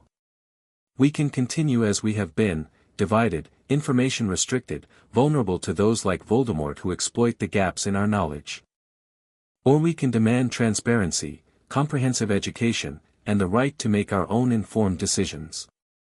What exactly are you proposing, Mr. Potter? Professor Flitwick asked, his squeaky voice serious. A new approach to magical education, Harry replied. One that teaches the full spectrum of magic, not just ministry-approved spells. One that explains why certain magic is considered dangerous rather than simply forbidding it. One that prepares students to defend themselves against all threats, not just those deemed politically convenient. Impossible, Umbridge cut in from her place at the staff table, having been forced to remain at Hogwarts until term's end despite the Ministry's acknowledgement of Voldemort's return. The Ministry would never permit such radical changes to the curriculum. The Ministry's approval isn't required for supplementary education, Hermione countered, her encyclopedic knowledge of educational law coming to the fore. Clause 27b of the Hogwarts Charter allows for additional instructional programs provided they don't interfere with core curriculum requirements. Murmurs of interest spread through the student body. Harry could see the momentum building, faces showing thoughtfulness, even excitement, as they considered the possibilities. This is absurd, Snape sneered. Potter is merely seeking attention, as usual. Actually, Harry said, meeting the potions master's gaze directly, I'm seeking survival. For all of us. Voldemort has knowledge most of us don't. His Death Eaters use magic most of us have never encountered. How are we supposed to defend ourselves when our education deliberately excludes critical information? Dumbledore moved closer to Harry, lowering his voice though it still carried in the silent hall. Harry, I understand your concerns. Perhaps we could discuss this privately, develop a more measured approach. We're beyond private discussions, Headmaster, Harry replied. Too many secrets have already been kept for too long. He reached into his robes and withdrew his wand. Professors tensed, but Harry simply held it out horizontally on his open palm. Let me demonstrate what I mean about magical intent versus classification. Without speaking an incantation or making any movement, Harry caused his wand to levitate a few inches above his palm, then rotate slowly in midair. Wandless magic, he explained to the astonished audience. Considered advanced and difficult, but actually one of the first forms of magic children perform before getting wands. We're trained out of it at Hogwarts, taught to depend on wands, incantations, specific movements. The wand continued to rotate, then gently floated back to Harry's hand. This isn't showing off, he clarified. It's demonstrating that what we're taught about magical limitations is often more about control than capability. Harry then pointed his wand at an empty goblet on the Gryffindor table. Wingardium Leviosa, he incanted clearly, using the standard first-year charm to lift the goblet high into the air. A simple levitation charm, he narrated. Taught to every first-year student. Then, with a sharp downward flick, he sent the goblet plummeting toward the stone floor. Just before impact, he stopped it abruptly, the goblet freezing an inch above the ground. The same spell can protect or harm, depending solely on the caster's intent, Harry explained. Yet we classify certain magic as inherently dark based on historical use rather than actual properties. Enough, Potter, Snape snapped. This theatrical display proves nothing. Then perhaps a more direct demonstration, Harry suggested calmly. Without warning, his magical aura suddenly became visible, a shimmering field of energy surrounding him, pulsing with emerald and gold. Students gasped, some shielding their eyes from the unexpected brightness. Magical aura manifestation, Harry explained as the glow subsided. Classified as advanced soul magic by the ministry, requiring licenses to study or practice. Yet children in magical communities across Africa and Asia learn it routinely by age 12. Dumbledore was watching Harry with a mixture of concern and, despite himself, growing admiration. "Where did you learn these techniques, Harry?" "From sources outside traditional British magical education," Harry replied. "From books excluded from the Hogwarts library despite containing no harmful content. From magical theories developed in cultures the ministry considers primitive, despite predating our own by centuries." He looked directly at Dumbledore. "And from individuals you considered too dangerous to associate with, despite their extensive magical knowledge and benign intentions." "The Addams family," Dumbledore said quietly. "Among others," Harry confirmed. The headmaster sighed heavily. "Harry, there are reasons certain magical practices are restricted. Reasons beyond simple control or prejudice." "I agree," Harry surprised everyone by saying. "Some magic is genuinely dangerous when practiced incorrectly or with harmful intent.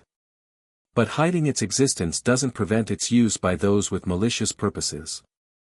It only ensures the rest of us can't recognize or counter it effectively." Harry turned to address the entire hall once more.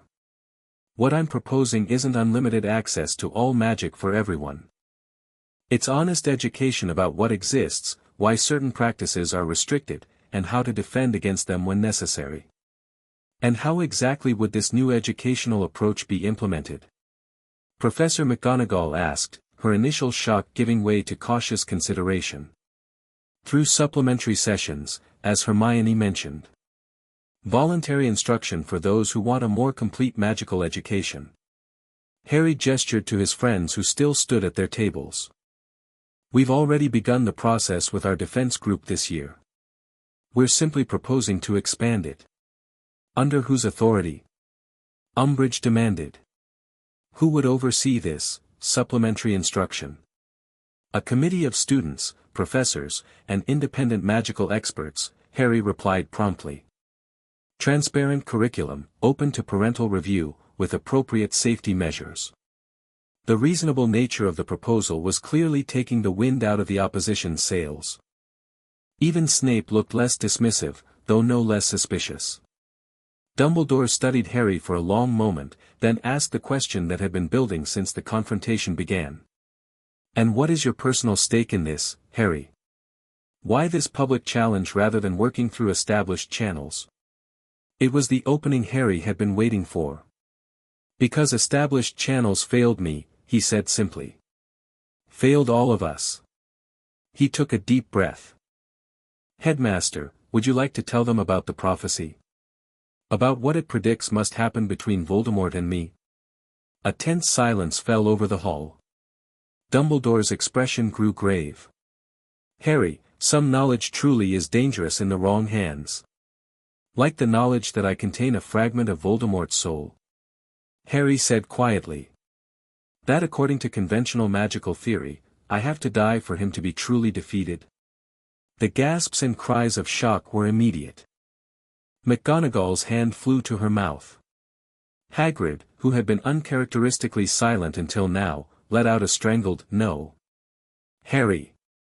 Dumbledore's voice held genuine alarm now. "This is not information I should share." Harry finished for him. "Why?" "Because it might upset people. Because it might make them question your long-term plans for me." He turned to face the headmaster directly. "You've known since I was a baby that Voldemort accidentally made me a container for a piece of his soul when he tried to kill me. You've known that's why I can speak Parseltongue, why I can see into his mind sometimes. And you've believed all along that the only way to defeat him permanently is for that soul fragment to be destroyed, along with me." The hall erupted in horrified exclamations. Rita Skeeter's quill was practically embedding itself in her parchment with the force of its writing. "That's not entirely accurate, Harry," Dumbledore said, his voice strained but carrying over the noise.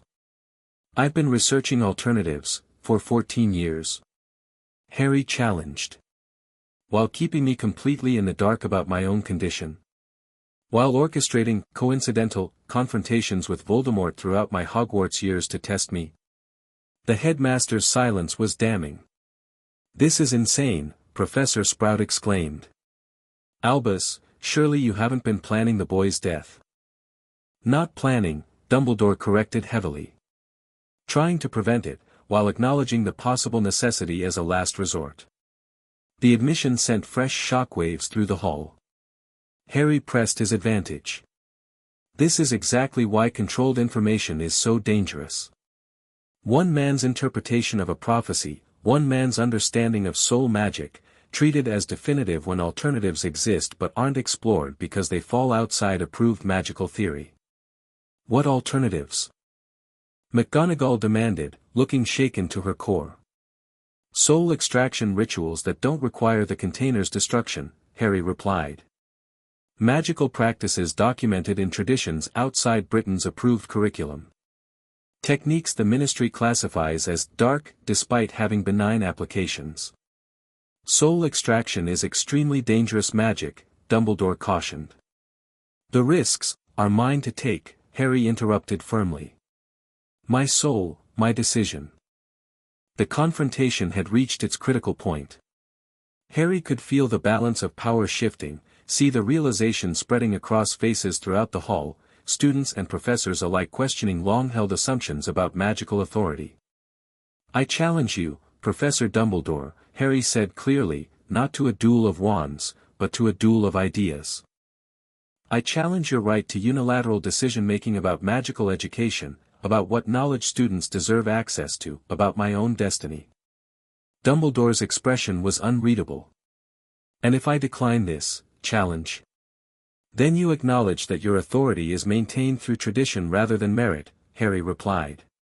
"That when directly questioned, your philosophy cannot stand on its own without institutional support." It was a perfect trap. If Dumbledore refused to engage, he tacitly admitted weakness. If he accepted, he legitimized Harry's challenge. After what seemed an eternity, the headmaster nodded slowly. "Very well. How do you propose we conduct this duel of ideas?" Harry hadn't expected Dumbledore to concede so readily. He glanced at Hermione, who gave him an encouraging nod. "A formal debate," Harry proposed. "Here, now, before the entire school and our distinguished guests." He nodded toward Rita Skeeter and the other observers. "On the nature of magical education, classification, and the ethics of information restriction. An academic exercise?" Dumbledore's eyes regained some of their familiar twinkle. "That seems reasonable." But Harry wasn't finished.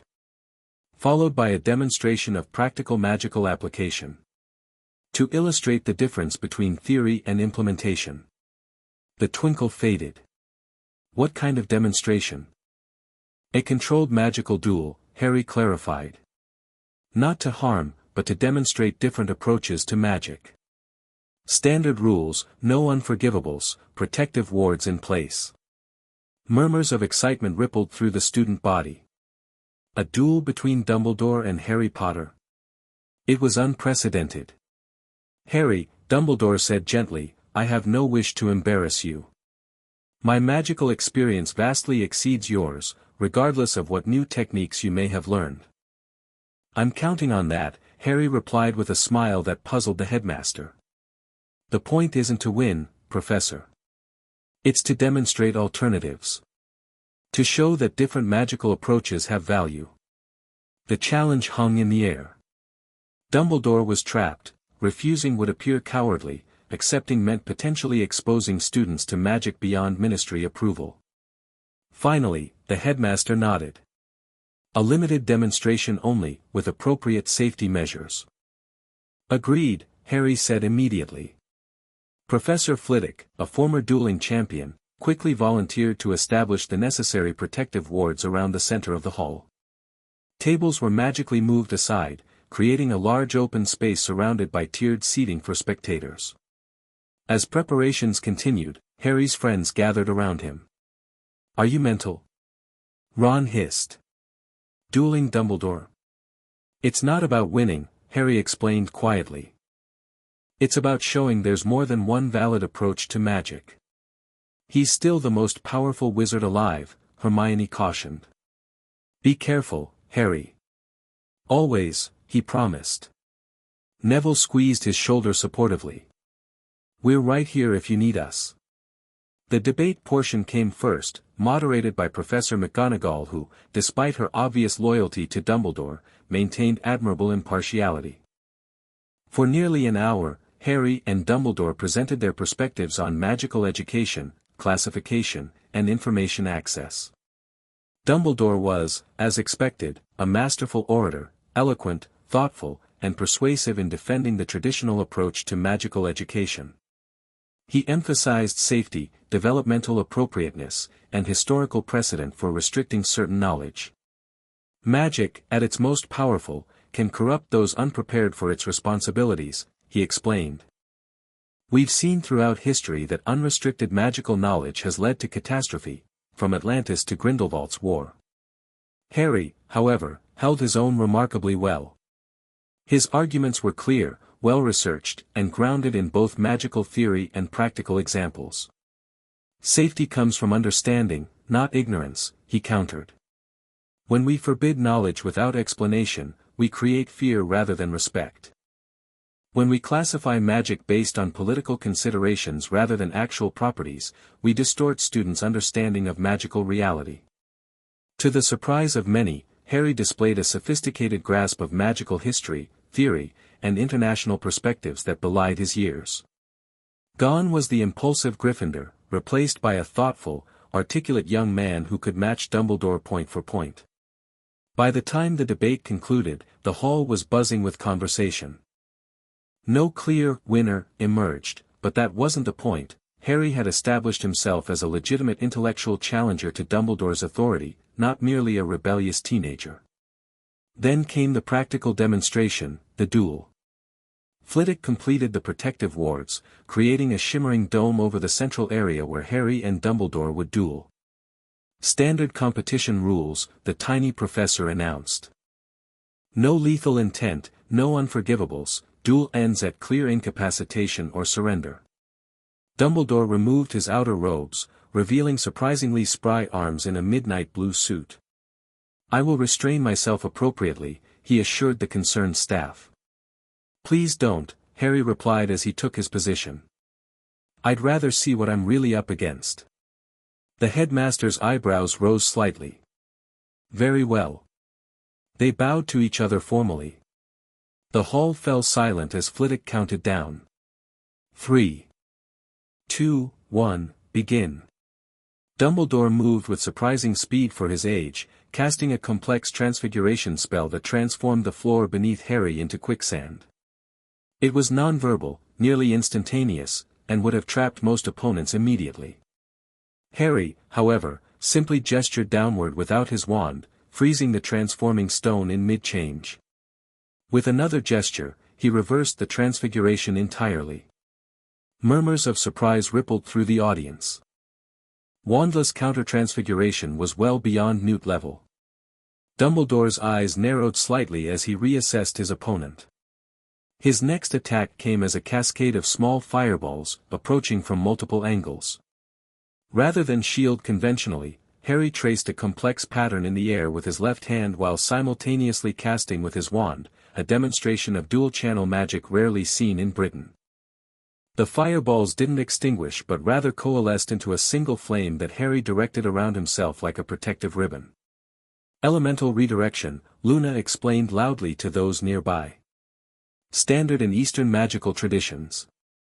Dumbledore's expression showed genuine intrigue now. He conjured 3 animated stone golems that advanced on Harry from different directions.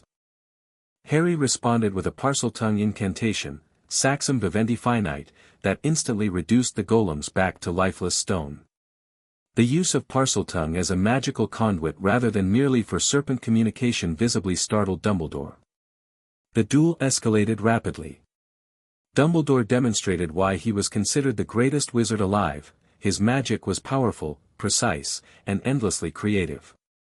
He manipulated the environment, conjured complex magical constructs, and layered spells with breathtaking skill. Yet Harry wasn't overwhelmed. His style was different, less conventionally powerful but more adaptable.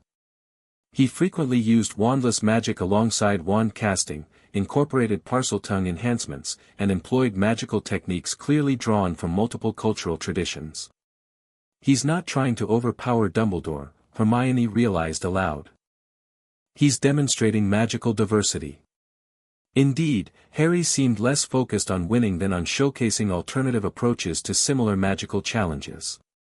When Dumbledore conjured a water sphere to engulf him, Harry didn't vanish it, the conventional defense, but rather converted it to a gaseous state that he then used to obscure Dumbledore's vision. After 15 minutes of increasingly complex magical exchanges, Dumbledore finally gained the upper hand with a masterful combination of transfiguration and charm work that left Harry temporarily immobilized in a crystal encasement. "Do you yield, Harry?" the headmaster asked, maintaining the spell without apparent effort. Harry smiled. "Not quite yet, Professor." To everyone's astonishment, Harry's form seemed to blur inside the crystal. Suddenly, he wasn't trapped at all but standing 3 feet to the left of the encasement. "Corporeal displacement," Harry explained to the stunned audience. "Taught to third years in several African magical traditions." Dumbledore looked genuinely surprised, and impressed. "I believe I've made my point about your extraordinary progress, Harry," he said, lowering his wand slightly. "Perhaps we should conclude." Harry's response was immediate and unexpected. He thrust both hands forward, channeling magic in a visible wave that manifested as a shimmering distortion in the air. It wasn't an attack on Dumbledore directly, but rather on the magic surrounding him. The headmaster's own spells, the passive defenses and prepared countermeasures he maintained during dueling, became briefly visible as Harry's wave passed through them. Some flickered, others dissolved entirely. "Magical disruption field," Harry explained. "It doesn't attack the wizard, just the sustained spell constructs around them."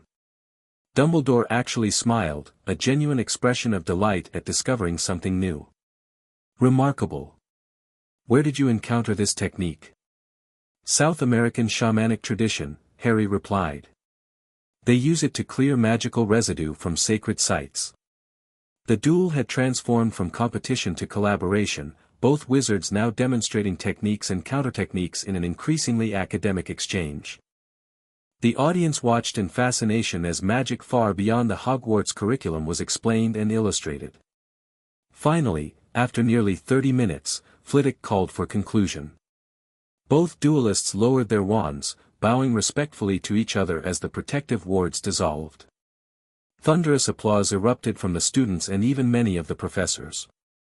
Whatever they had expected from this confrontation, the educational value of the demonstration was undeniable. "Well done, Harry," Dumbledore said quietly as they met in the center of the dueling space. "You've made your point most effectively." "Thank you, Professor," Harry replied. "As have you. There's value in both approaches." Dumbledore nodded thoughtfully. "Perhaps that is the true lesson here. Not that one perspective should replace another, but that multiple perspectives enrich our understanding." "Exactly," Harry agreed. The headmaster studied him for a moment. "You never intended to overthrow the existing system, did you? Despite your dramatic challenge." "Revolution isn't my goal," Harry confirmed. "Evolution is. Magical education that builds on tradition while embracing innovation. A worthy aspiration." Dumbledore stroked his beard thoughtfully. "Though I maintain certain knowledge requires maturity and context to be safely explored." "I don't disagree," Harry surprised him by saying. "But who determines readiness? A fixed age threshold? Ministry certification? Or demonstrated magical understanding and ethical responsibility?" Before Dumbledore could respond, McGonagall approached, her expression a complex mixture of shock, pride, and exasperation. "In 50 years of teaching," she said, looking between them, "I have never witnessed anything quite like this evening's events." "Educational innovation, Minerva," Dumbledore replied with a hint of his usual twinkle. "Something Hogwarts perhaps needs more of." The three of them turned to face the hall, where students were still discussing what they'd witnessed with animated excitement. The energy in the room had transformed completely, no longer the subdued anxiety of a post-Voldemort confirmation feast, but the vibrant buzz of intellectual and magical inspiration. "What happens now?" McGonagall asked pragmatically. "Now," Harry said, "we implement change responsibly. Supplementary educational opportunities, transparently developed and safely conducted." "Under whose authority?" she pressed. Dumbledore and Harry exchanged glances. "Joint oversight," Dumbledore suggested. "A committee of staff, students, and qualified external experts. Curriculum review, safety protocols, parental notification. With opportunities for all houses to participate," Harry added. "No more division by arbitrary sorting." "Ambitious," McGonagall observed. "The Board of Governors will have opinions." "Let them," Harry said confidently. "We'll demonstrate results that speak for themselves." The rest of the evening unfolded in a blur of conversations, interviews, and planning sessions. Rita Skeeter attempted to corner Harry for an exclusive, but he politely directed her to Luna, who had prepared a comprehensive press release explaining the educational initiative without the more sensitive details about Horcruxes. By the time students began returning to their dormitories, the foundations of a new approach to magical education at Hogwarts had been outlined. Dumbledore, displaying remarkable adaptability for a man of his years and position, had pivoted from opposition to cautious support, recognizing that Harry's challenge had created an opportunity rather than a threat. As the hall emptied, Harry found himself alone with the headmaster once more. "This doesn't resolve everything between us," Harry said quietly.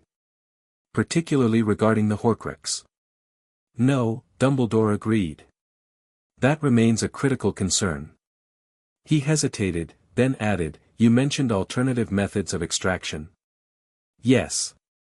A ritual that doesn't require destroying the container." Harry met the older wizard's eyes directly. "I intend to attempt it during the solstice." Alarm flashed across Dumbledore's face. "Harry, soul magic of that magnitude is extraordinarily dangerous." "The risks are mine to take," Harry finished firmly. "But I'm not being reckless. I have knowledgeable assistants, proper preparation, and a clear understanding of the procedure." "The Addams family," Dumbledore guessed. Harry nodded. The headmaster sighed heavily. "They are unorthodox practitioners, but their understanding of certain magical branches is undeniably profound." He studied Harry carefully. "Would you permit me to review the ritual before you attempt it?" "As a consultant, not a controller," Harry specified. "The decision remains mine." After a moment's consideration, Dumbledore nodded. "Acceptable terms." They stood in silence, the empty great hall echoing around them. So much had changed in a single evening, not just policies or procedures, but the fundamental relationship between them. No longer mentor and student, not quite equals, but something new and undefined. "I never meant to harm you, Harry," Dumbledore said softly. "Every decision, however flawed in retrospect, was made with the intention of protecting you and preparing you for what I believed was inevitable." "I know," Harry acknowledged. "But good intentions don't justify manipulation and withheld information. Not when it's my life at stake." "A lesson I'm learning rather late in my long life," Dumbledore admitted with a sad smile. "Perhaps that's the most valuable education of all, recognizing that wisdom doesn't confer infallibility." Harry nodded, feeling a complex mixture of emotions toward the elderly wizard before him. Anger, respect, disappointment, and gratitude all coexisted uncomfortably. "Get some rest, Harry," Dumbledore suggested gently. "We have much work ahead, both with educational reform and with addressing your unique situation." "Good night, Professor," Harry replied, turning to leave. "Harry," Dumbledore called after him. When Harry paused, the headmaster said simply, "Your mother would be extraordinarily proud of you tonight." The words landed with unexpected weight. Harry nodded once, not trusting himself to speak, and continued out of the hall. The days following the confrontation were a whirlwind of activity. The Daily Prophet's front page blared, "Potter challenges Dumbledore, educational revolution at Hogwarts." Alongside a more concerning headline, "Boy who lived contains you-know-whose soul fragment." Experts debate implications. The wizarding world's reaction was predictably chaotic. Some parents threatened to withdraw their children from Hogwarts, others demanded immediate implementation of the expanded educational program. The ministry attempted damage control, with Fudge publicly supporting carefully supervised educational enhancement, while privately pressuring Dumbledore to bring Harry back under control. Through it all, Harry and his core allies worked tirelessly on both public and private fronts. Publicly, they developed detailed proposals for the Supplementary Educational Initiative, collaborating with professors who had expressed support. Privately, they prepared for the soul extraction ritual scheduled for the summer solstice. Dumbledore, true to his word, reviewed the ritual design without attempting to prevent it. His expertise in magical theory actually led to several refinements that even Wednesday approved when Harry relayed them through the journal. "The old man knows his craft," she wrote. "His suggestions regarding the containment ward structure are sound." The term officially ended, but Harry and his ritual participants, Neville, Luna, Blaise, and surprisingly, Dumbledore himself, remained at Hogwarts, ostensibly to develop the new educational program over the summer. Hermione and Ron returned home reluctantly, though Harry promised to contact them immediately after the ritual. The night before the solstice, Harry sat alone in Slytherin's study beneath the chamber, reviewing the ritual procedures one final time. The space had been transformed into a proper ritual chamber, concentric circles inscribed with runes covered the floor, crystal focus points positioned at cardinal directions, specialized magical implements arranged on a small altar. A soft noise at the entrance made him look up. Wednesday Addams stood there, surveying his preparations with her characteristic intensity. "You came," Harry said, rising to greet her. "Of course." She stepped into the circle, examining the rune work critically. "Precise alignment. Good." "Dumbledore helped refine some of the containment parameters," Harry explained. Wednesday nodded. "I sensed his magical signature in the modifications. Impressive for someone so entrenched in traditional methodology." She completed her inspection before finally looking directly at Harry. "Are you prepared? Mentally and magically?" "Yes." Harry had spent days in meditation, following Wednesday's instructions to align his magical core and strengthen his mental barriers. "The participants are ready too." "Good." "The ritual will be uncomfortable," she warned. "Soul magic always is. But if performed correctly, it will extract the fragment without permanent damage to your own soul." "And if it goes wrong?" Harry asked quietly. Wednesday held his gaze steadily. "Then we contain whatever emerges as best we can." Her honesty was strangely comforting.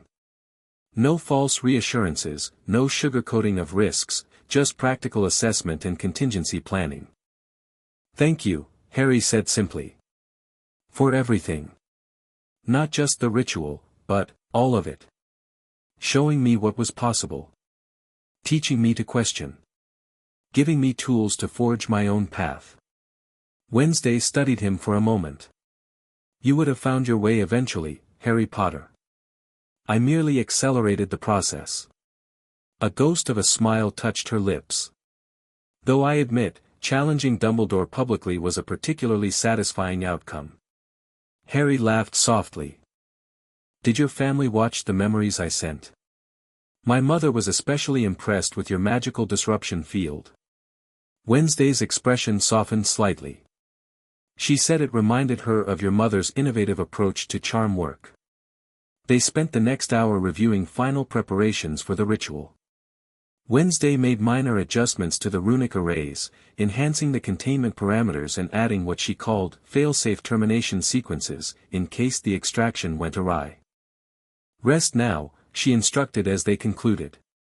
"The ritual begins at solar zenith tomorrow, the moment of maximum magical potential during the solstice. You'll need full strength." Harry nodded, suddenly feeling the weight of tomorrow's significance. What about you? I'll remain here, completing the preparatory enchantments. She gestured to a small black bag she'd brought. Some components require overnight infusion in the ritual space. All right. I'll see you tomorrow then. As Harry turned to leave, Wednesday called after him. Harry. He paused, looking back at her.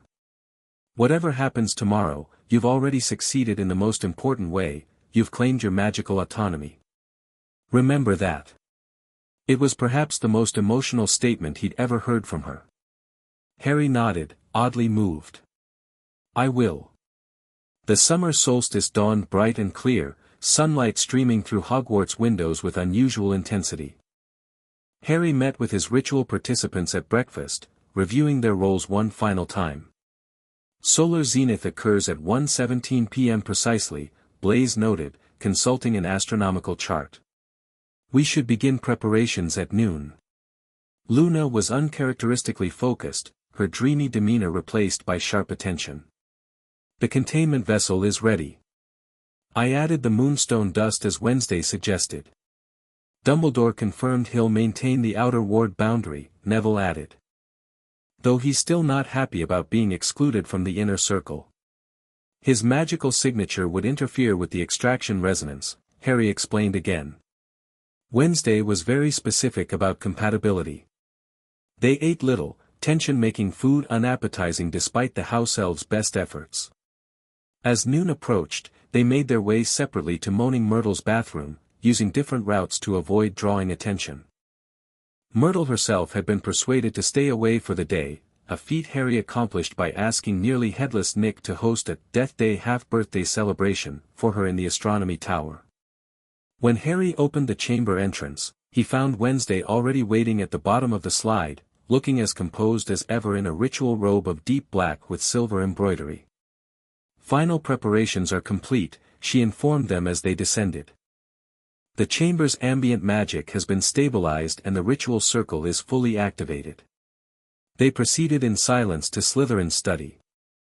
The transformation was remarkable, the academic space now hummed with palpable magical energy, the ritual circles glowing faintly with inner light, the air thick with potential. Dumbledore waited just outside the entrance, his own ritual robes a deep midnight blue adorned with celestial symbols.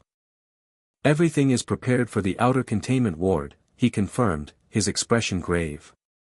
Harry, I must ask one final time, are you certain about this procedure? Yes, Harry replied without hesitation. The alternative is unacceptable. The headmaster nodded slowly. Then I wish you success. Know that whatever happens, your courage today is remarkable. Wednesday directed everyone to their positions, Neville at the northern point representing earth and stability, Luna at the east for air and intellect, Blaise at the south for fire and transformation. She took the western position herself, representing water and emotion. Harry would occupy the center, with Dumbledore maintaining a secondary containment circle encompassing the entire ritual space. Begin the outer ward, Wednesday instructed Dumbledore. The headmaster raised his wand, drawing complex patterns in the air as he circled the perimeter of the room. A dome of shimmering energy gradually formed, encapsulating the ritual space completely. Impressive work, Wednesday acknowledged. Perfect resonance stability. At exactly 1 p.m., the participants took their positions. Each held a focus object aligned with their elemental correspondence, Neville a crystal, Luna a feather, Blaise a candle, and Wednesday a small silver bowl of water. Harry stood in the center, wearing simple white robes, barefoot on the stone floor. 17 minutes to zenith, Wednesday announced. Begin preliminary attunement. The 4 outer participants began a low chant in a language Harry didn't recognize but felt in his very blood. The sound vibrated through the chamber, causing the runic inscriptions to glow more brightly. Harry closed his eyes, focusing on his breathing as Wednesday had taught him. He visualized his magical core, a swirling sphere of green and gold energy at his center, and the foreign presence attached to it, a dark, pulsing mass centered around his scar. 10 minutes, Wednesday's voice came as if from a great distance. Secondary binding anchors activated. The chanting intensified. Harry felt the magic building around him, pressing against his skin like atmospheric pressure before a storm. His scar began to throb painfully. 5 minutes. Tertiary containment field engaged. The pain in Harry's scar increased dramatically. He could feel the Horcrux responding to the ritual, becoming more active as it sensed the threat. Memories not his own flashed behind his eyelids, Voldemort's memories, emotions, rage. 3 minutes. Extraction matrix aligning. The foreign presence in Harry's mind fought harder, sending waves of agony through his head. He gritted his teeth, maintaining his focus on the visualization Wednesday had taught him, his own soul as distinct from the parasite attached to it. 1 minute. Final attunement commencing. The chanting reached a crescendo. Harry felt magic swirling around and through him, probing the boundaries between his soul and Voldemort's fragment. The pain was nearly unbearable now, but he didn't fight it, instead channeling it, using it to more clearly define where he ended and the Horcrux began. Solar zenith in 10 seconds, 5, 3, 2, 1. Now. Several things happened simultaneously. A shaft of sunlight pierced the chamber through a previously hidden aperture in the ceiling, striking the center of the ritual circle where Harry stood. Wednesday and the other participants thrust their focus objects forward, releasing their gathered elemental energies. And Harry pushed with all his magical strength against the parasite in his mind. The pain transcended physical sensation. Harry felt as if his very being was being torn apart, molecule by molecule. He couldn't see, couldn't hear, couldn't feel anything but the excruciating separation happening within him. Then, abruptly, resistance. The Horcrux fought back with unexpected strength, sending tendrils of dark magic through Harry's neural pathways, trying to maintain its hold. The fragment resists. Wednesday's voice cut through the haze of pain. Push harder, Harry. Define the boundary. Harry gathered his remaining strength, focusing on the visualization of separation. Mine. Not mine. Mine. Not mine. The mantra repeated in his mind as he forced his magic against the intrusion. Containment vessel ready. Luna called out, her voice strained with effort. Harry felt the moment the balance shifted, a sudden giving way as the Horcrux's grip began to loosen. With one final, desperate push, he severed the last connection. Something black and viscous tore free from his scar, hovering in the air above him. It writhed and twisted, emitting a high, cold scream that belonged in no natural world. Now. Wednesday commanded. The 4 participants directed their elemental energies toward the floating abomination, hurting it toward the obsidian box Luna had placed at the edge of the inner circle. The soul fragment fought, trying to escape or perhaps return to Harry, but the combined magical pressure drove it inexorably toward the container. With a final shriek, the fragment collapsed into the box. Luna slammed the lid shut, and Wednesday sealed it with a complex locking spell spoken in a language that made the air itself shudder. Silence fell in the chamber. Harry lay on his back, blood streaming from his scar, consciousness flickering. Through blurry vision, he saw Wednesday approach, kneeling beside him. It worked, he whispered. Yes, she confirmed, actually smiling, a rare, genuine expression. The extraction was complete. The fragment is contained.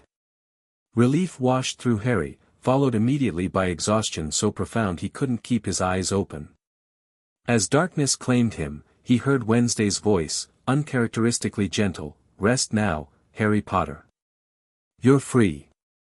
Harry awoke in the hospital wing, sunlight streaming through the windows. His head throbbed dully, but the pain was ordinary, physical, nothing like the psychic agony he'd endured for years without recognizing it. "Welcome back," said a familiar voice. Harry fumbled for his glasses on the bedside table. Sirius came into focus, sitting beside the bed with an expression of mingled worry and relief. "Sirius?" Harry croaked, his throat dry. "What are you doing here?" Watching over my godson after he underwent an ancient soul extraction ritual without bothering to inform me, Sirius replied, though his tone held more concern than accusation. Harry winced. Sorry. It all happened so quickly after the ministry. I know. Sirius handed him a glass of water. Dumbledore explained everything. Well, almost everything. That Adams girl is remarkably tight-lipped. Wednesday, Harry corrected automatically, sipping the water gratefully. How long was I out? 3 days. Sirius's expression grew serious. You gave us quite a scare, Harry. Magical exhaustion, physical trauma, neural shock, Madame Pomfrey's been beside herself trying to stabilize you. But it worked? Harry needed confirmation. The Horcrux is gone. Completely removed and contained, Sirius confirmed. Dumbledore verified it himself. Said it was the most precise soul magic he'd witnessed in a century. Relief flooded through Harry again. And the others? Neville, Luna, Blaise. Exhausted but fine. They've been taking turns sitting with you when I needed breaks. Sirius smiled slightly. Loyal friends you've got there. The best, Harry agreed. He hesitated, then asked, and Wednesday? Left yesterday, Sirius replied. Said her family needed her back in America. But she left this. He handed Harry a small package wrapped in black paper. Inside was a journal identical to the one they'd used to communicate, along with a note in Wednesday's precise handwriting, for continued correspondence. The distance between continents is nothing to those with aligned purpose. WAPS. My mother sends regards and reminds you that you're welcome at the Adams estate anytime. The Ravens know the way. Harry smiled, running his fingers over the journal's leather cover. She's something else. That's putting it mildly, Sirius observed wryly. Reminds me a bit of your mother, actually.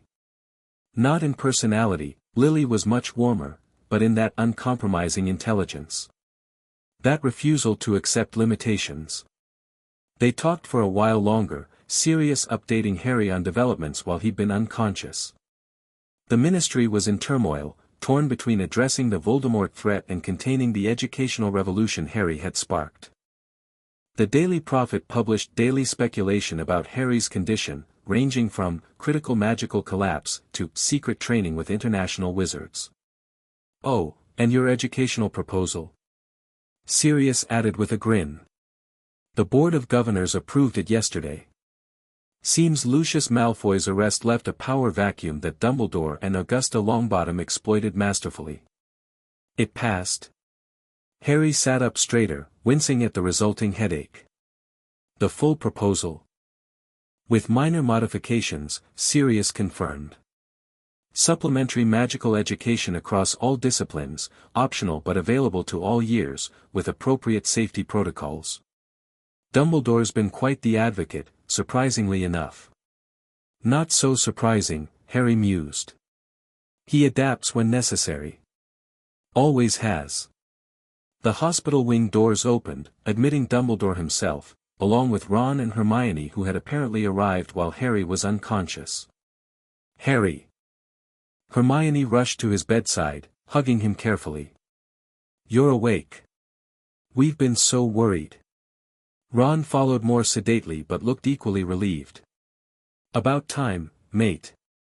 3 days of Hermione researching magical comas was driving everyone mad.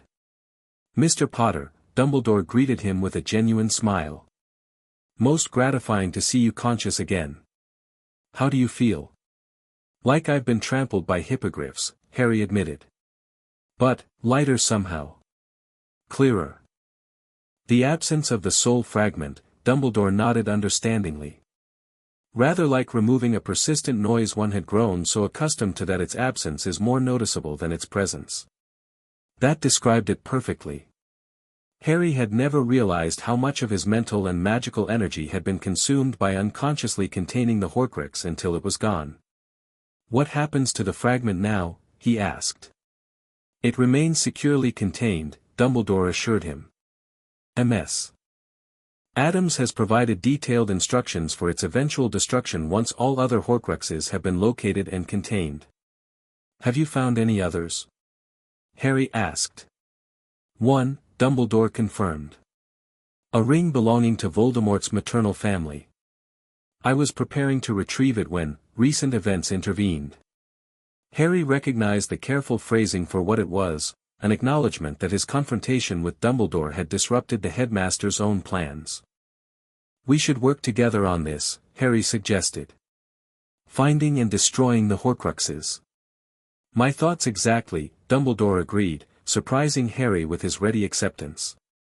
In fact, I believe our new educational initiative provides the perfect cover for assembling a research team specializing in obscure magical artifacts and detection methods. Harry blinked. You want to use the program I proposed to hunt Horcruxes? Among other legitimate educational purposes, yes. Dumbledore's eyes twinkled. As you so eloquently argued, Harry, practical application is the best form of education. Despite everything, Harry found himself laughing. That's actually brilliant. I have my moments, Dumbledore said modestly. The conversation turned to practical matters, Harry's recovery timeline, the summer arrangements, the implementation of the new educational program. Through it all, Harry marveled at how completely the dynamic had shifted. No longer was he the pawn in Dumbledore's chess game, now they were collaborators, if not quite equals. As evening approached and his friends reluctantly departed, Madame Pomfrey insisting he needed rest, Harry found himself alone with Dumbledore once more. There's something I've been meaning to ask you, Harry said quietly. The prophecy, now that the Horcrux is gone, does it still apply to me? Do I still have to be the one to defeat Voldemort? Dumbledore considered the question carefully. Prophecies are curious things, Harry. They shape reality as much as they predict it. Voldemort chose you, marked you as his equal. That cannot be undone, Horcrux or no Horcrux. So it's still me, Harry concluded. It's still you, Dumbledore confirmed gently. But not you alone. Never alone. Harry nodded slowly. I can accept that. As long as I'm making informed choices, not following a predetermined script. A reasonable position. Dumbledore rose from his chair. Rest now, Harry. We have much work ahead, Horcruxes to find, educational programs to implement, a wizarding world to gradually transform. As the headmaster reached the door, Harry called after him. Professor. Thank you, for adapting. For listening, eventually. Dumbledore turned, regarding Harry with a complex expression. Thank you, Harry, for forcing me to remember that wisdom accumulates not just through age and experience, but through constantly questioning one's own certainties. With that, he departed, leaving Harry alone with his thoughts. Outside the window, the summer sun was setting on Hogwarts grounds. In the distance, Harry could see students and professors enjoying the evening, some practicing magic in small groups, others simply relaxing by the lake. It looked normal. Peaceful. Despite Voldemort's return, despite the challenges ahead. Harry touched his scar, feeling the rough texture beneath his fingertips. For the first time since he'd learned of its significance, it felt like just a scar, a reminder of the past, but not a determining factor in his future. Wednesday had given him that freedom. Not just through the ritual, but through everything she'd taught him about questioning assumptions, seeking alternative perspectives, making his own choices. The wizarding world would never be the same. Magical education at Hogwarts was already transforming. The rigid classifications of dark and light magic were being re-examined. Students were beginning to question rather than simply accept. And Harry Potter was no longer a weapon being shaped for sacrifice, he was a catalyst for change, making informed choices about his own destiny. As darkness fell over the castle, Harry reached for Wednesday's journal, opening it to the first blank page. The ritual worked perfectly, he wrote. Thank you isn't enough, but it's a start. What's next? The ink faded into the page. Moments later, Wednesday's response appeared, "What's next is everything, Harry Potter. Everything." The end. Thank you for watching this video. Please be sure to subscribe to our channel and like this video.